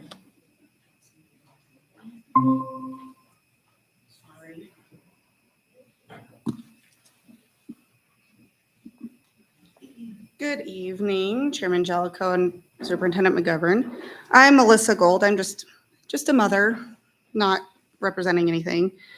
I want to know what the point of the whole 1.5 to 2 hour deal was back there. If it was to deter everybody to go home, because they're still here. We have concerns, we have questions, and you guys took so long back there to make one decision, it seems like, and we all are still here. We all have families too. We all have to go home. And I just feel like you guys were doing it to deter everybody and make us all go home so you didn't have to listen to any comments or concerns. And I also want to know why you didn't inform the public that a certain principal, Ryan, was let go or left or whatever happened. And nobody was told why he was gone, why he left. You want parents' involvement, but you want us in the dark as well. None of that makes any sense. Let me answer. First question, we did not intentionally delay our return. We were discussing some issues that are coming up later in the agenda that we had to inform board members about so that they could vote appropriately, so that they could vote with all the information that they needed in order to do their a vote that they could feel comfortable with. We did not take any votes, but at the same time, we have trustees that this is their first time going through the negotiated process. We had things that we had to go over in order to make sure that our trustees were well informed and so that they knew exactly what they were voting on. Hopefully that answers your question, that first question. It didn't. It took, I did, and I apologize for that. It took longer than than I anticipated. Secondly, as far as a principal, that is a personnel issue, and we cannot discuss personnel issues. So you don't think it's right to let the parents of those children at that school know, hey, your kids are no longer going to see this principal that they have come to love and know and respect? Because you just think it's okay just to let them go without letting the parents know, so they can at least let their kids know, you're not going to see this guy anymore. I'm sorry. By law, we cannot discuss personnel issues, and I'm sorry, that's all I can say. Okay, thank you. Further public comment?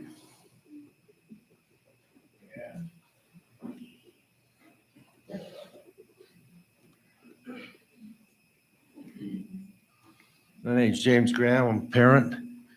Carol, you told us at the beginning of this, we are the school board. We are the superintendent. We are the parents. You want parent involvement. I heard it from two different principals. You're preaching, but you're feeding us full of bull. When the important stuff comes out, you will not tell the parents. And that is not right. The parents have the right. Kids, their rights extend from the parents. Parents are the ones that pay taxes. They're the ones that vote. And all of you will find out come next election.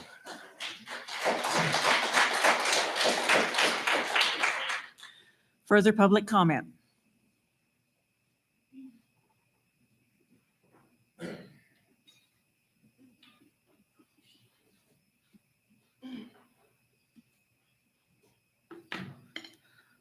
My name is Annie Cunningham. I'm a mother of 4 kids ranging from ages 14 years old to 2 years old.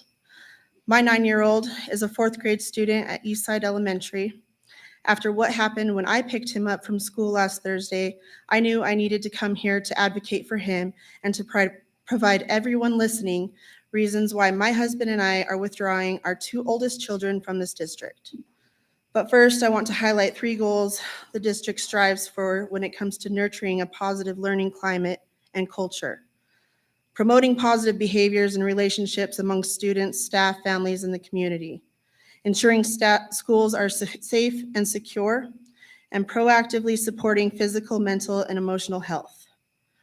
My son's teacher told him and his peers that she has never had any class fail her as much as they have this year on their YTOP scores, and that she could lose her job due to their performance. These test results are a reflection of the quality of education delivered by their teachers. In no way do I feel it was necessary or appropriate for her to criticize a group of 9-year-olds for the scores received. If it must be said, they did not fail her, she failed them. My son already has low self-esteem issues of not feeling good enough with some recent legal problems we are experiencing with his mom. How is telling a student that they are a failure positive or supportive of their mental and emotional health? When he attended Walnut Elementary, the faculty and staff, aware of the split households and custody arrangements that my husband has with his ex-wife, knowingly excluded my husband and I from important decisions regarding my son's educational concerns. There were 2 different interactions we were not a part of about having our son evaluated for a possible learning disability and a need for an IEP and maybe medications. Once over the phone, they called his ex-wife, and then they moved forward with a meeting in person with her, a meeting that his father and I, who had primary physical custody over him at the time, were not included or made aware of any concerns. It was later discovered he does not have a learning disability. He just struggles to focus and retain information in a group learning environment, especially a classroom of 25 or more students. How is excluding parents from important education concerns and decisions promoting positive relationships or recognizing family contribution? I've talked to the faculty outside of parent-teacher conferences, and we have utilized Parent Square, but we have not received any justifiable answers or solutions.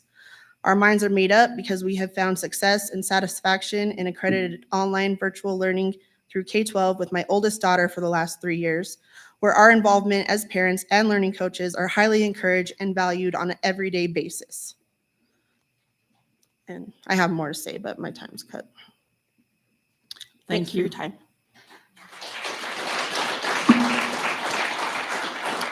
Further public comment?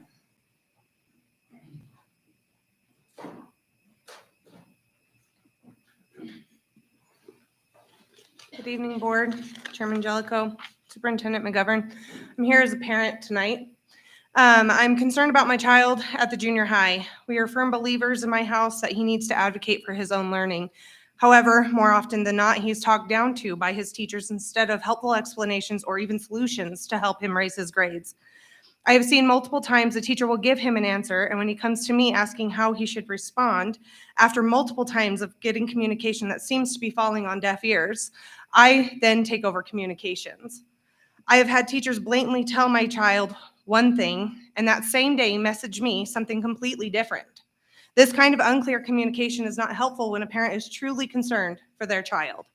There's also the concern for his safety. He should not be concerned about going into the boys' bathroom because he may or may not be getting in trouble by association because of what is happening in those bathrooms. This kind of thinking has him even hesitant to use those facilities.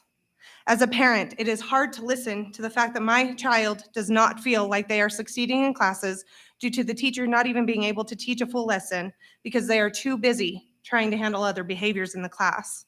How is the district leadership helping to support these teachers and the schools at all levels for the amount of disciplines that we are seeing? What is the plan for the future to help support staff and therefore our students with the increasing amount of behaviors we see every day?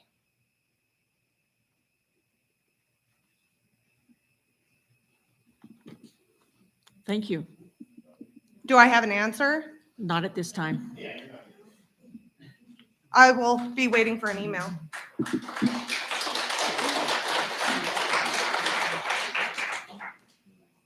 Further public comment?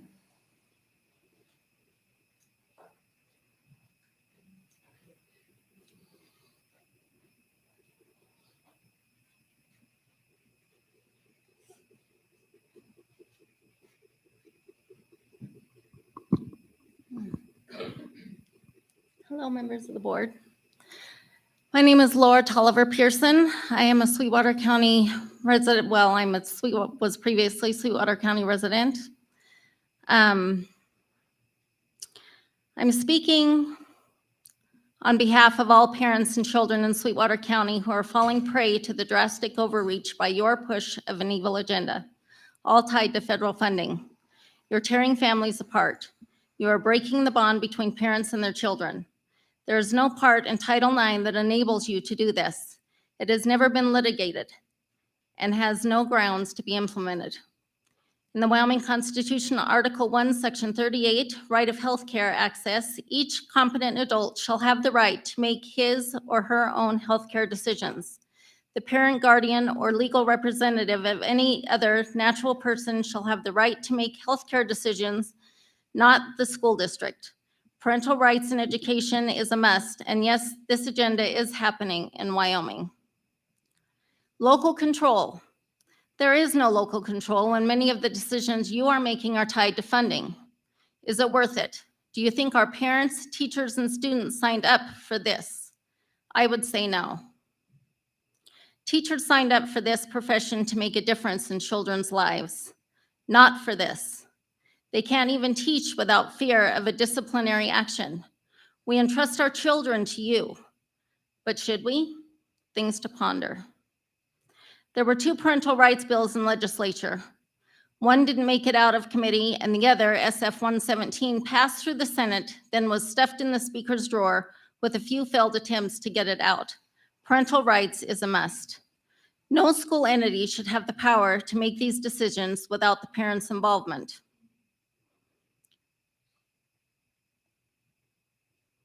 This is a letter that I wrote. Hello, my name is Laura Tolliver Pearson. I'm writing this letter to you as a 51-year-old mother of 3 and grandmother, who as a child felt likely a lot like some of the emotions you are feeling. When I was young, I often wondered why God made me a girl instead of a boy. I never liked dresses and still don't. I never liked playing with girl toys or like doing the things that typical girls or women do. Still don't. I grew up on a sheep ranch where I found myself always wanting to be with and be like my dad, rather than spending time in town with my sisters and mom. I still often say that I am a male mind in a female body. And I'm proud of that. I am strong-minded, and all of the challenges of my past have made me the person I am today. Someone who is willing to fight for our country, our children, our grandchildren, no matter what the consequence. Much in the same way parents are fighting today. When I went to school, I wore cowboy clothes, and most of my Thank best you. friends were boys. Thank you. Thank you. Thank was- you. Thank you. I was teased. Thank you.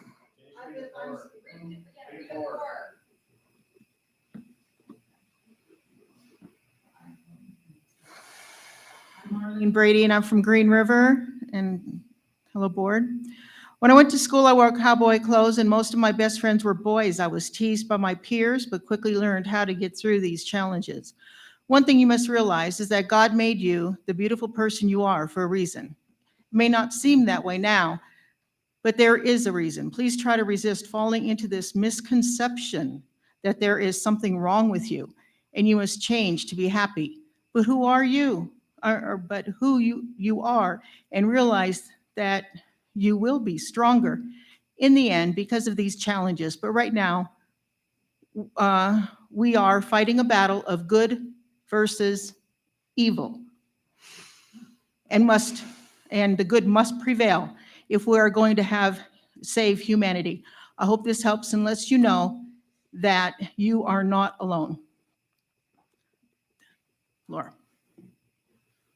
And I stand with Laura. Thank you.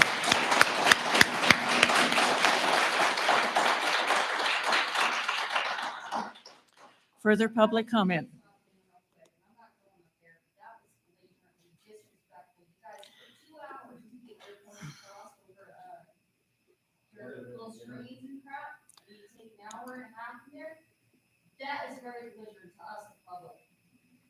We said earlier we would have a 3-minute time limit, and That doesn't matter. That's disrespectful.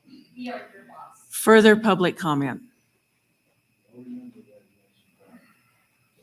Absolutely.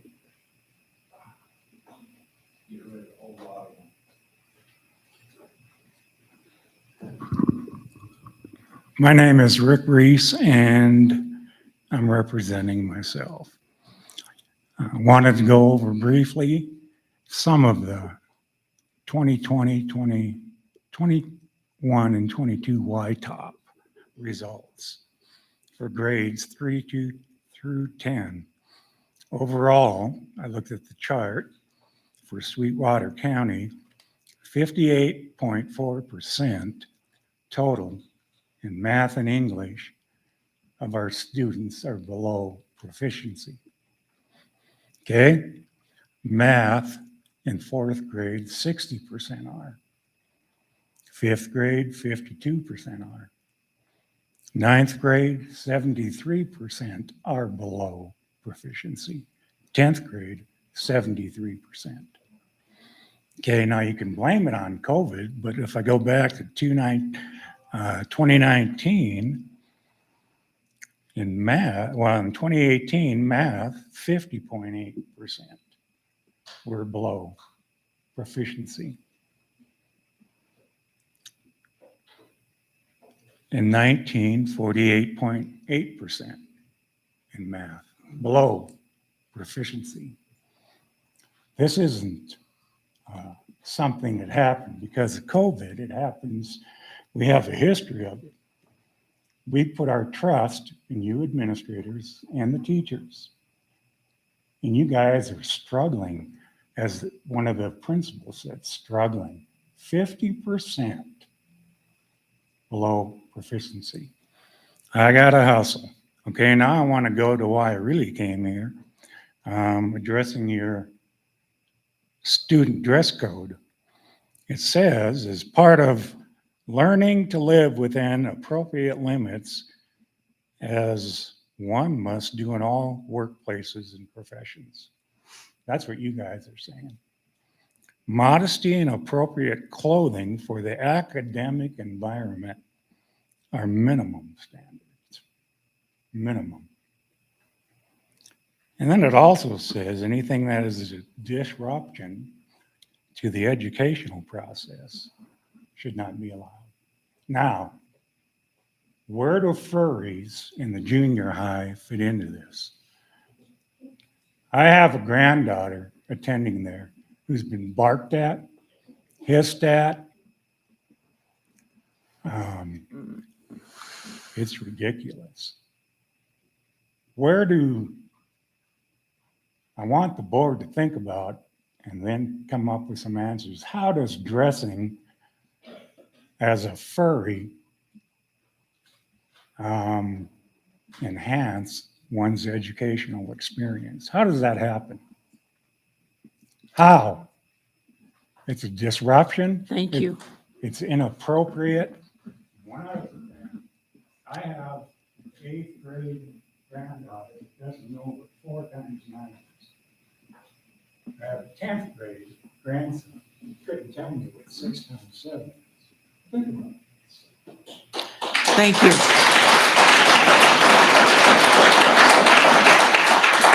Further public comment.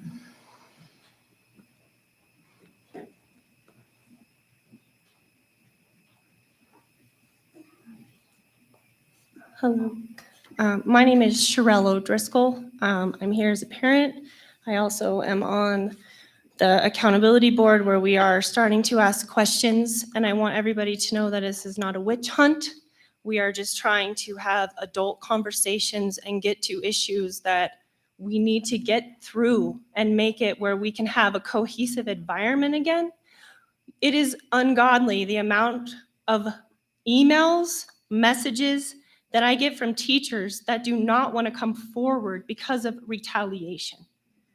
That is disgusting. They should be able to come forth with their issues.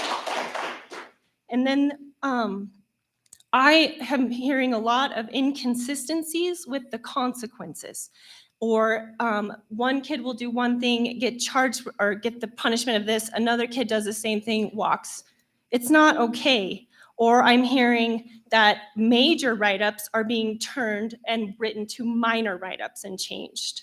I think that really needs to be looked at. The sexual harassment towards the teachers is appalling.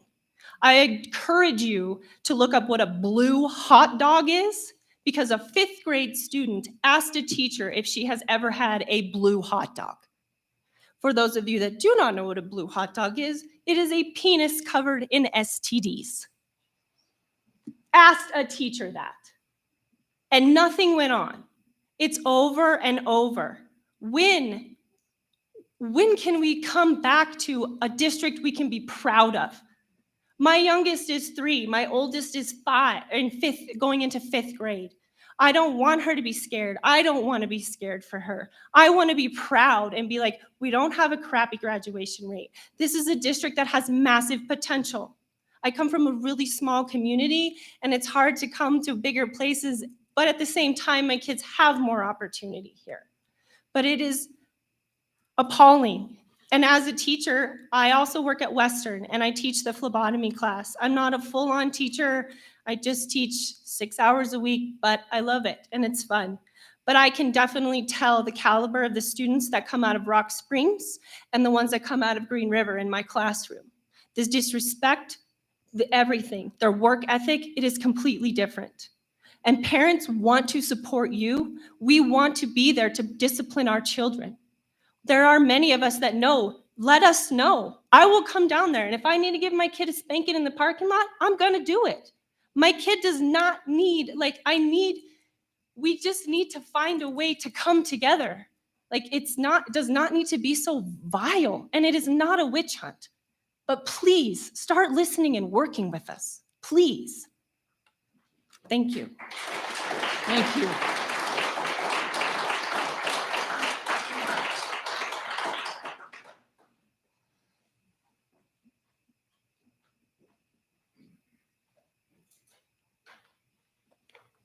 Good evening. My name is Larissa Apel, and I am a science teacher at Rock Springs High School. Tonight, I'm here to talk to you about Agenda Item 13A, which is Policy JED, which is the Student Attendance and Absences Policy.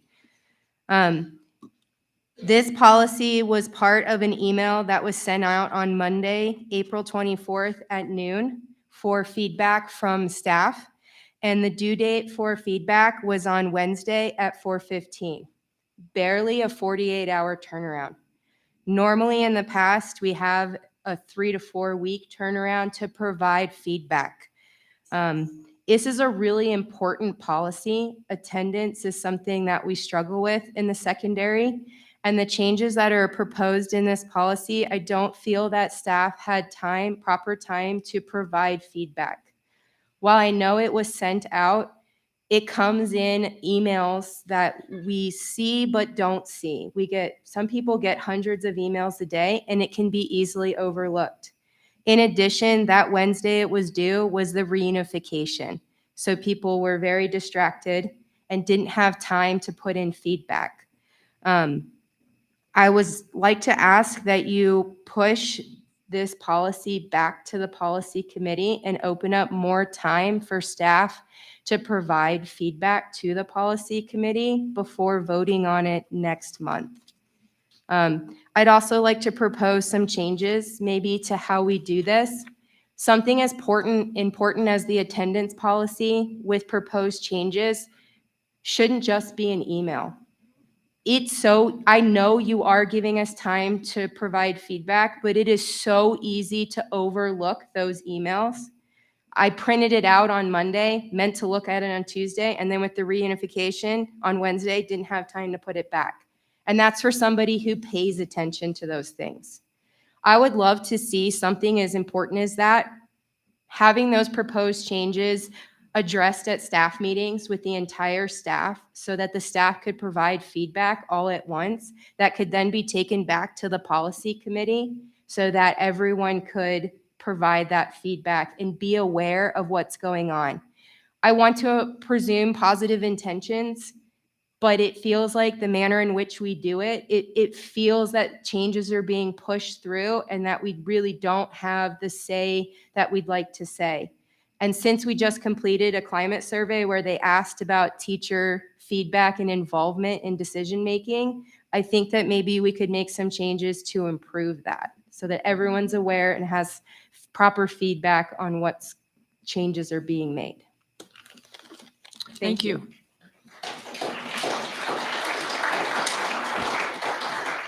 Further public comment? Good evening, Superintendent McGovern, Chair Jellicoe, members of the board. I have the updated list of activities for May.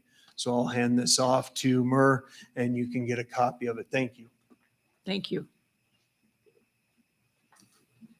Further public comment?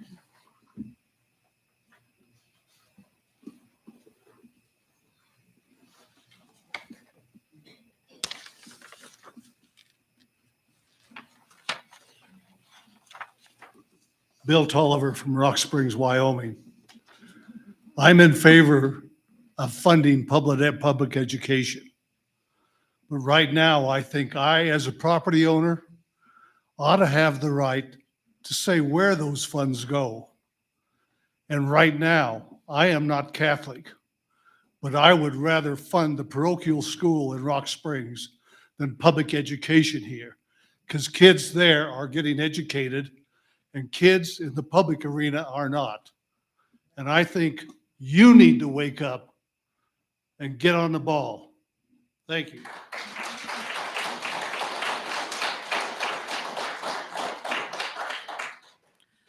Further public comment?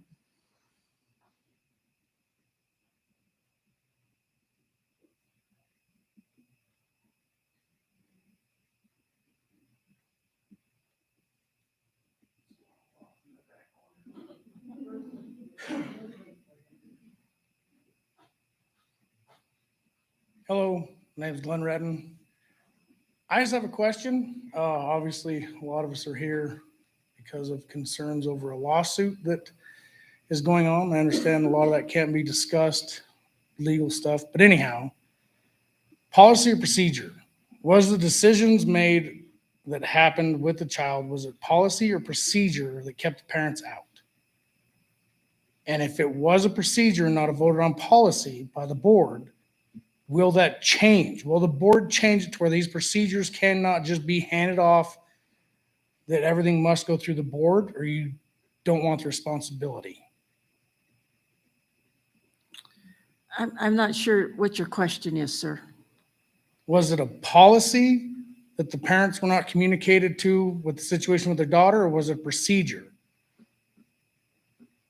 Did the school produce a procedure that says we're not going to do this, or did the board create a policy that says don't do this? I mean, the two words legally, you can look at the difference of them. There's a difference. And the Correct. policy, obviously you set policy. We are responsible for policy, correct? Was it a policy or procedure that created that decision by the school? Superintendent McGovern, do you have a response? Or we can take his name and get back to him. That would be your call. I would be cautious because of the suit. I'm just, Mrs. Bolton, would you make sure that you get his name and we will get back to that? We have to be careful because of the lawsuit. And so we are very limited in what we can say.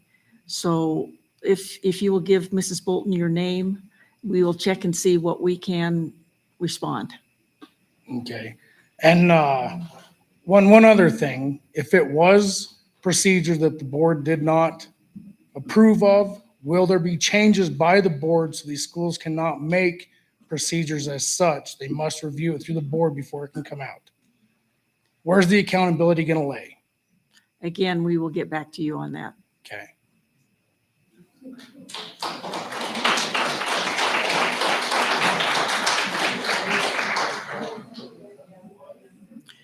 Further public comment?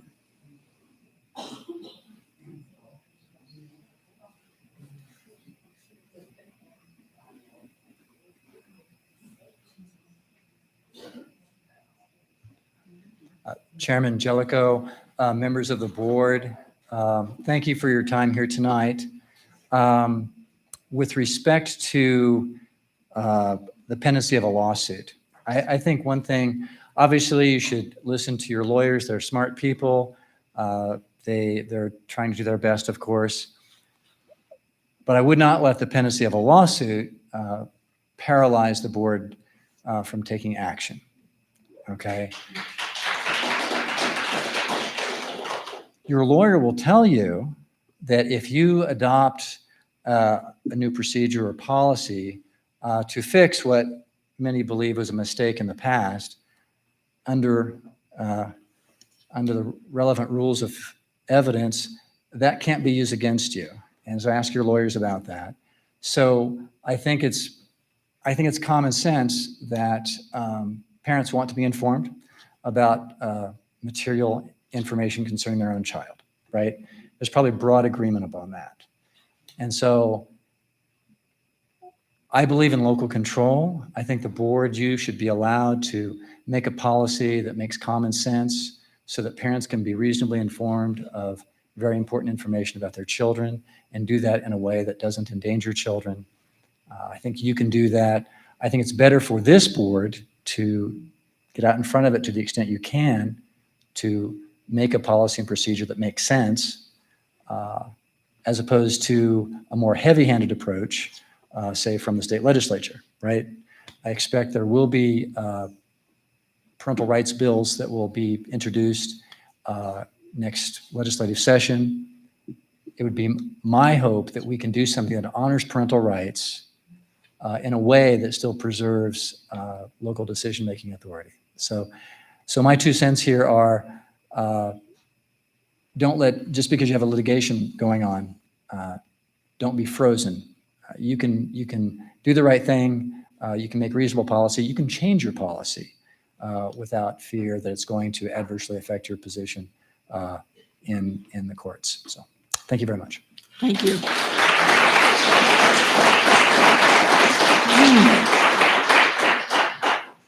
Further public comment? Further public comment?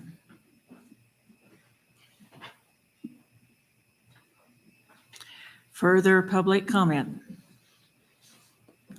Seeing none, we'll move on in the agenda.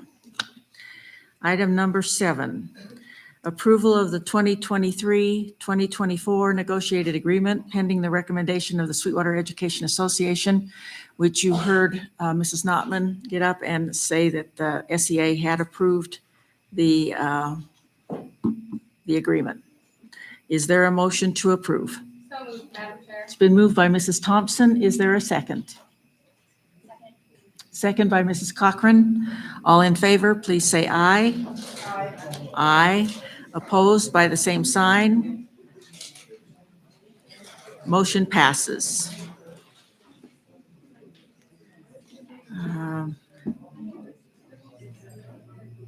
I should mention, if you notice the addendum, we did get the money part of the extending the 150,000 to 200,000 for $2,500, which was a very reasonable bid. And so that will become part of the agreement.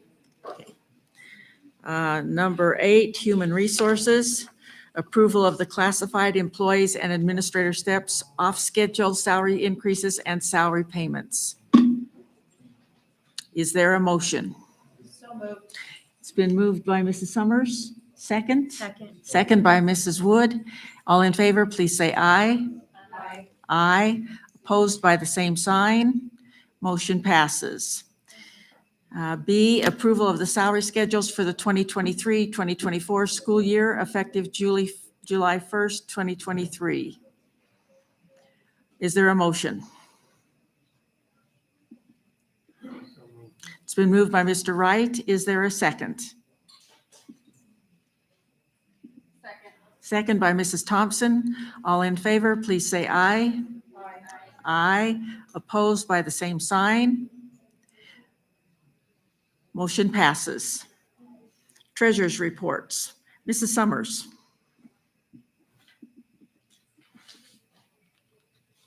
General Fund Treasurers.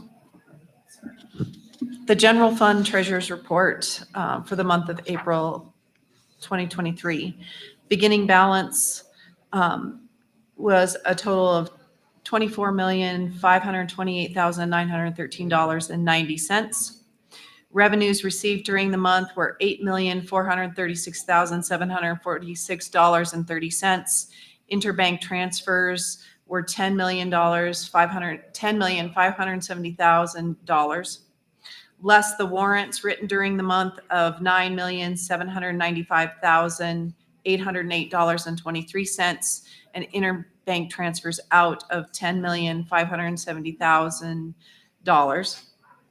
Voided checks totaling $176.69, and that leaves us with an ending cash balance of $23,170,028.66. The treasurer's report for the school lunch program, the beginning balance was $1,094,042.25. Interest during the period was $1,914.36. Revenue totaled $63,363.11. Reimbursements to the general fund from the school lunch program were $0. Bank transfers for the FVP grant were $0. And there was an ending balance of $1,159,319.72. The treasurer's report for the Head Start program for April of 23, beginning balance was $561,442.10. Deposits were $11,076.97. Warrants cleared were $470,516.45 for an ending balance of $102,002.62. I'd entertain a motion for the treasurer's reports for the general fund, the school lunch, and Head Start. So moved. It's been moved by Mrs. Cochran. Is there a second? Second. Second by Mrs. Schumacher. All in favor, please say aye. Aye. Aye. Opposed by the same sign. Motion passes. Approval of the district warrants. Mrs. Summers. Approval of the district warrants, checks numbering 159148 through 159763, totaling an amount of $6,634,919.46. The net payroll numbers 781300 to 782671 in the amount of $2,844,936.89, and numbers 129309 to 129331 in the amount of $30,351.93. Check number 3696465 in the amount of $200,000. Check number 1003 in the amount of $700,000. Check number 1004 in the amount of $450,000, and a transfer of $2 million from the general fund. Entertain a motion to approve the district warrants and release the payments of those warrants. Is there a motion? It's been moved by Mrs. Wood. Is there a second? Second by Mr. Wright. All in favor, please say aye. Aye. Aye. Opposed by the same sign. Motion passes. Consent agenda. All matters listed under the consent agenda are matters about which the board has governing policies, implementation of which is delegated to the superintendent. They will be enacted in one motion in the order listed below. There will be no discussion of these items prior to the time the Board of Trustees votes on the motion, unless members of the board request specific items to be held and discussed separately and/or removed from this section. Motion to approve the consent agenda as presented. A, approval of the minutes from the April 11th, 2023 board workshop. B, approval of the minutes from the April 11th, 2023 regular meeting. C, approval of the minutes from the April 11th, 2023 executive session. D, facilities. Recommend approval of the bid for the maintenance of district fields from May 2023 through September 2023. E, facilities. Recommend approval of the bid for the Overland Elementary Early Childhood Learning Program interior playground. F, facilities. Recommend approval of the bid for the Overland Elementary Early Childhood Learning Program exterior playground equipment and installation, and an overage amount for a new proposed project amount. G, this is an addendum item. Facilities, recommend approval of the bid for the purchase and installation of cabinets for the Overland Elementary Early Childhood Learning Program. H, finance. Approval of the preliminary budget for the 2023-2024 fiscal year. I, finance. Approval to send out the 2023-2024 purchase orders for necessary supplies and equipment needed for the start of school in August. J, finance. Approval to advertise for a public hearing on June 26, 2023 to amend the 2022-2023 budget. K, finance. Approval to authorize the purchase of bulk teacher and office supplies for use throughout the district. L, finance. Approval of applications for deposit of public funds. M, general board business. Approval of the Head Start disability waiver request 2022-2023. N, nutrition services. Approval of the bid for the purchase of food products and supplies. O, human resources. Approval of personnel recommendations. Notice there is an addendum there as well. P, Technology, approval of new line TV bid. Q, Technology, approval of new line TV installations.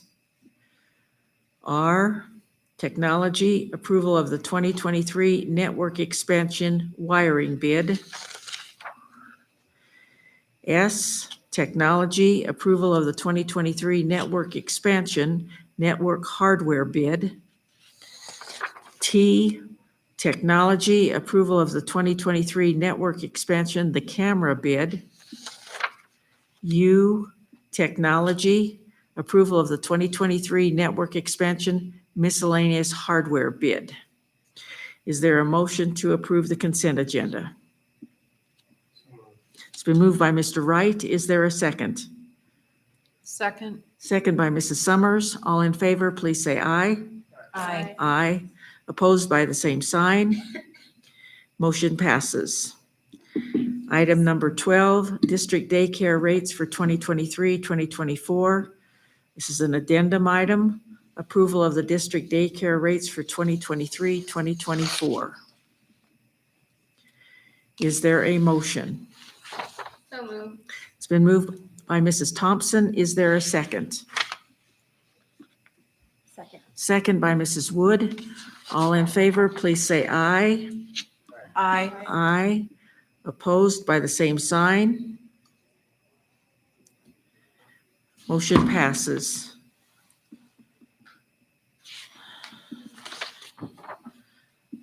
Good of the order. Anyone was good of the order? Madam Chair, Mrs. Summers. I know we recognize the Farson Eden students for their state art achievements, but I also wanted to give a shout out to the Black Butte students and their teacher, and then the Rock Springs High School students. From my understanding, they also had several ribbons between those two schools, and I believe at least one other First Lady award. And I'm not sure if it was Rock Springs High School or Black Butte that had that First Lady award. So I just wanted to give a shout out to those schools and their students who did incredible work as well. Thank you. Further good of the order? Chair Jellicoe, if I can. Mr. Wright. So I just wanted to take one extra minute, and there are a few teachers left in the audience. Thanks for sticking around. I just wanted to say it's not often that you attend a retirement party, if we can call it that tonight, for a single business or entity where you have 15 plus retirees with 30, 35, or 40 years of service. I think teachers are multitasking superheroes with nerves made of steel, living to inspire and loving to encourage. Teachers, as we have seen tonight, often dedicate their lives to their profession, putting in extra unpaid and often overlooked hours just to make tomorrow better for students. I came across a quote today that I wanted to share real quick, and it said, "What a teacher writes on the blackboard of life can never be erased." And it made me think just real quickly, my first grade teacher who challenged us to touch your nose to your toes without bending your knees. It is possible, so think about it. My fifth grade teacher who put a challenge up on the board every week so that when you were done with your coursework, you could go research and spend time learning and come up with an answer to that challenge. Or my high school athletic coaches who, would come back to me with, "Hey, that was fast, but I know you can train harder and be faster tomorrow." Sometimes it's those life lessons above and beyond the classroom teaching that change our character and make us more productive, contributing individuals in our society. So we as a board wanted to say thank you to our unsung heroes for putting your needs on hold and keeping students the focus of your day, for changing plans on a whim because they didn't fit a student's needs, for getting down on the level of the student because they matter, and for making unerasable impacts on the lives of our future leaders. So I just wanted to throw it out there. Please take the time to thank an educator this week. Thanks. Thank you.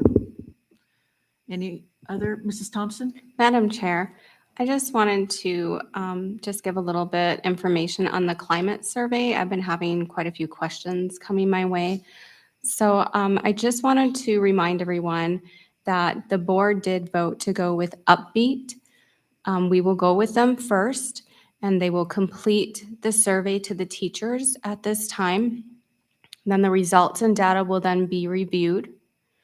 And then the board will then later work with the Wyoming School Boards Association to develop surveys and questions to cover the areas that were not covered in the upbeat area. So if you are a teacher and you feel that the upbeat survey rather did not cover an area, or there's questions that you'd like asked, please send them to us. We would like to get them on that second survey.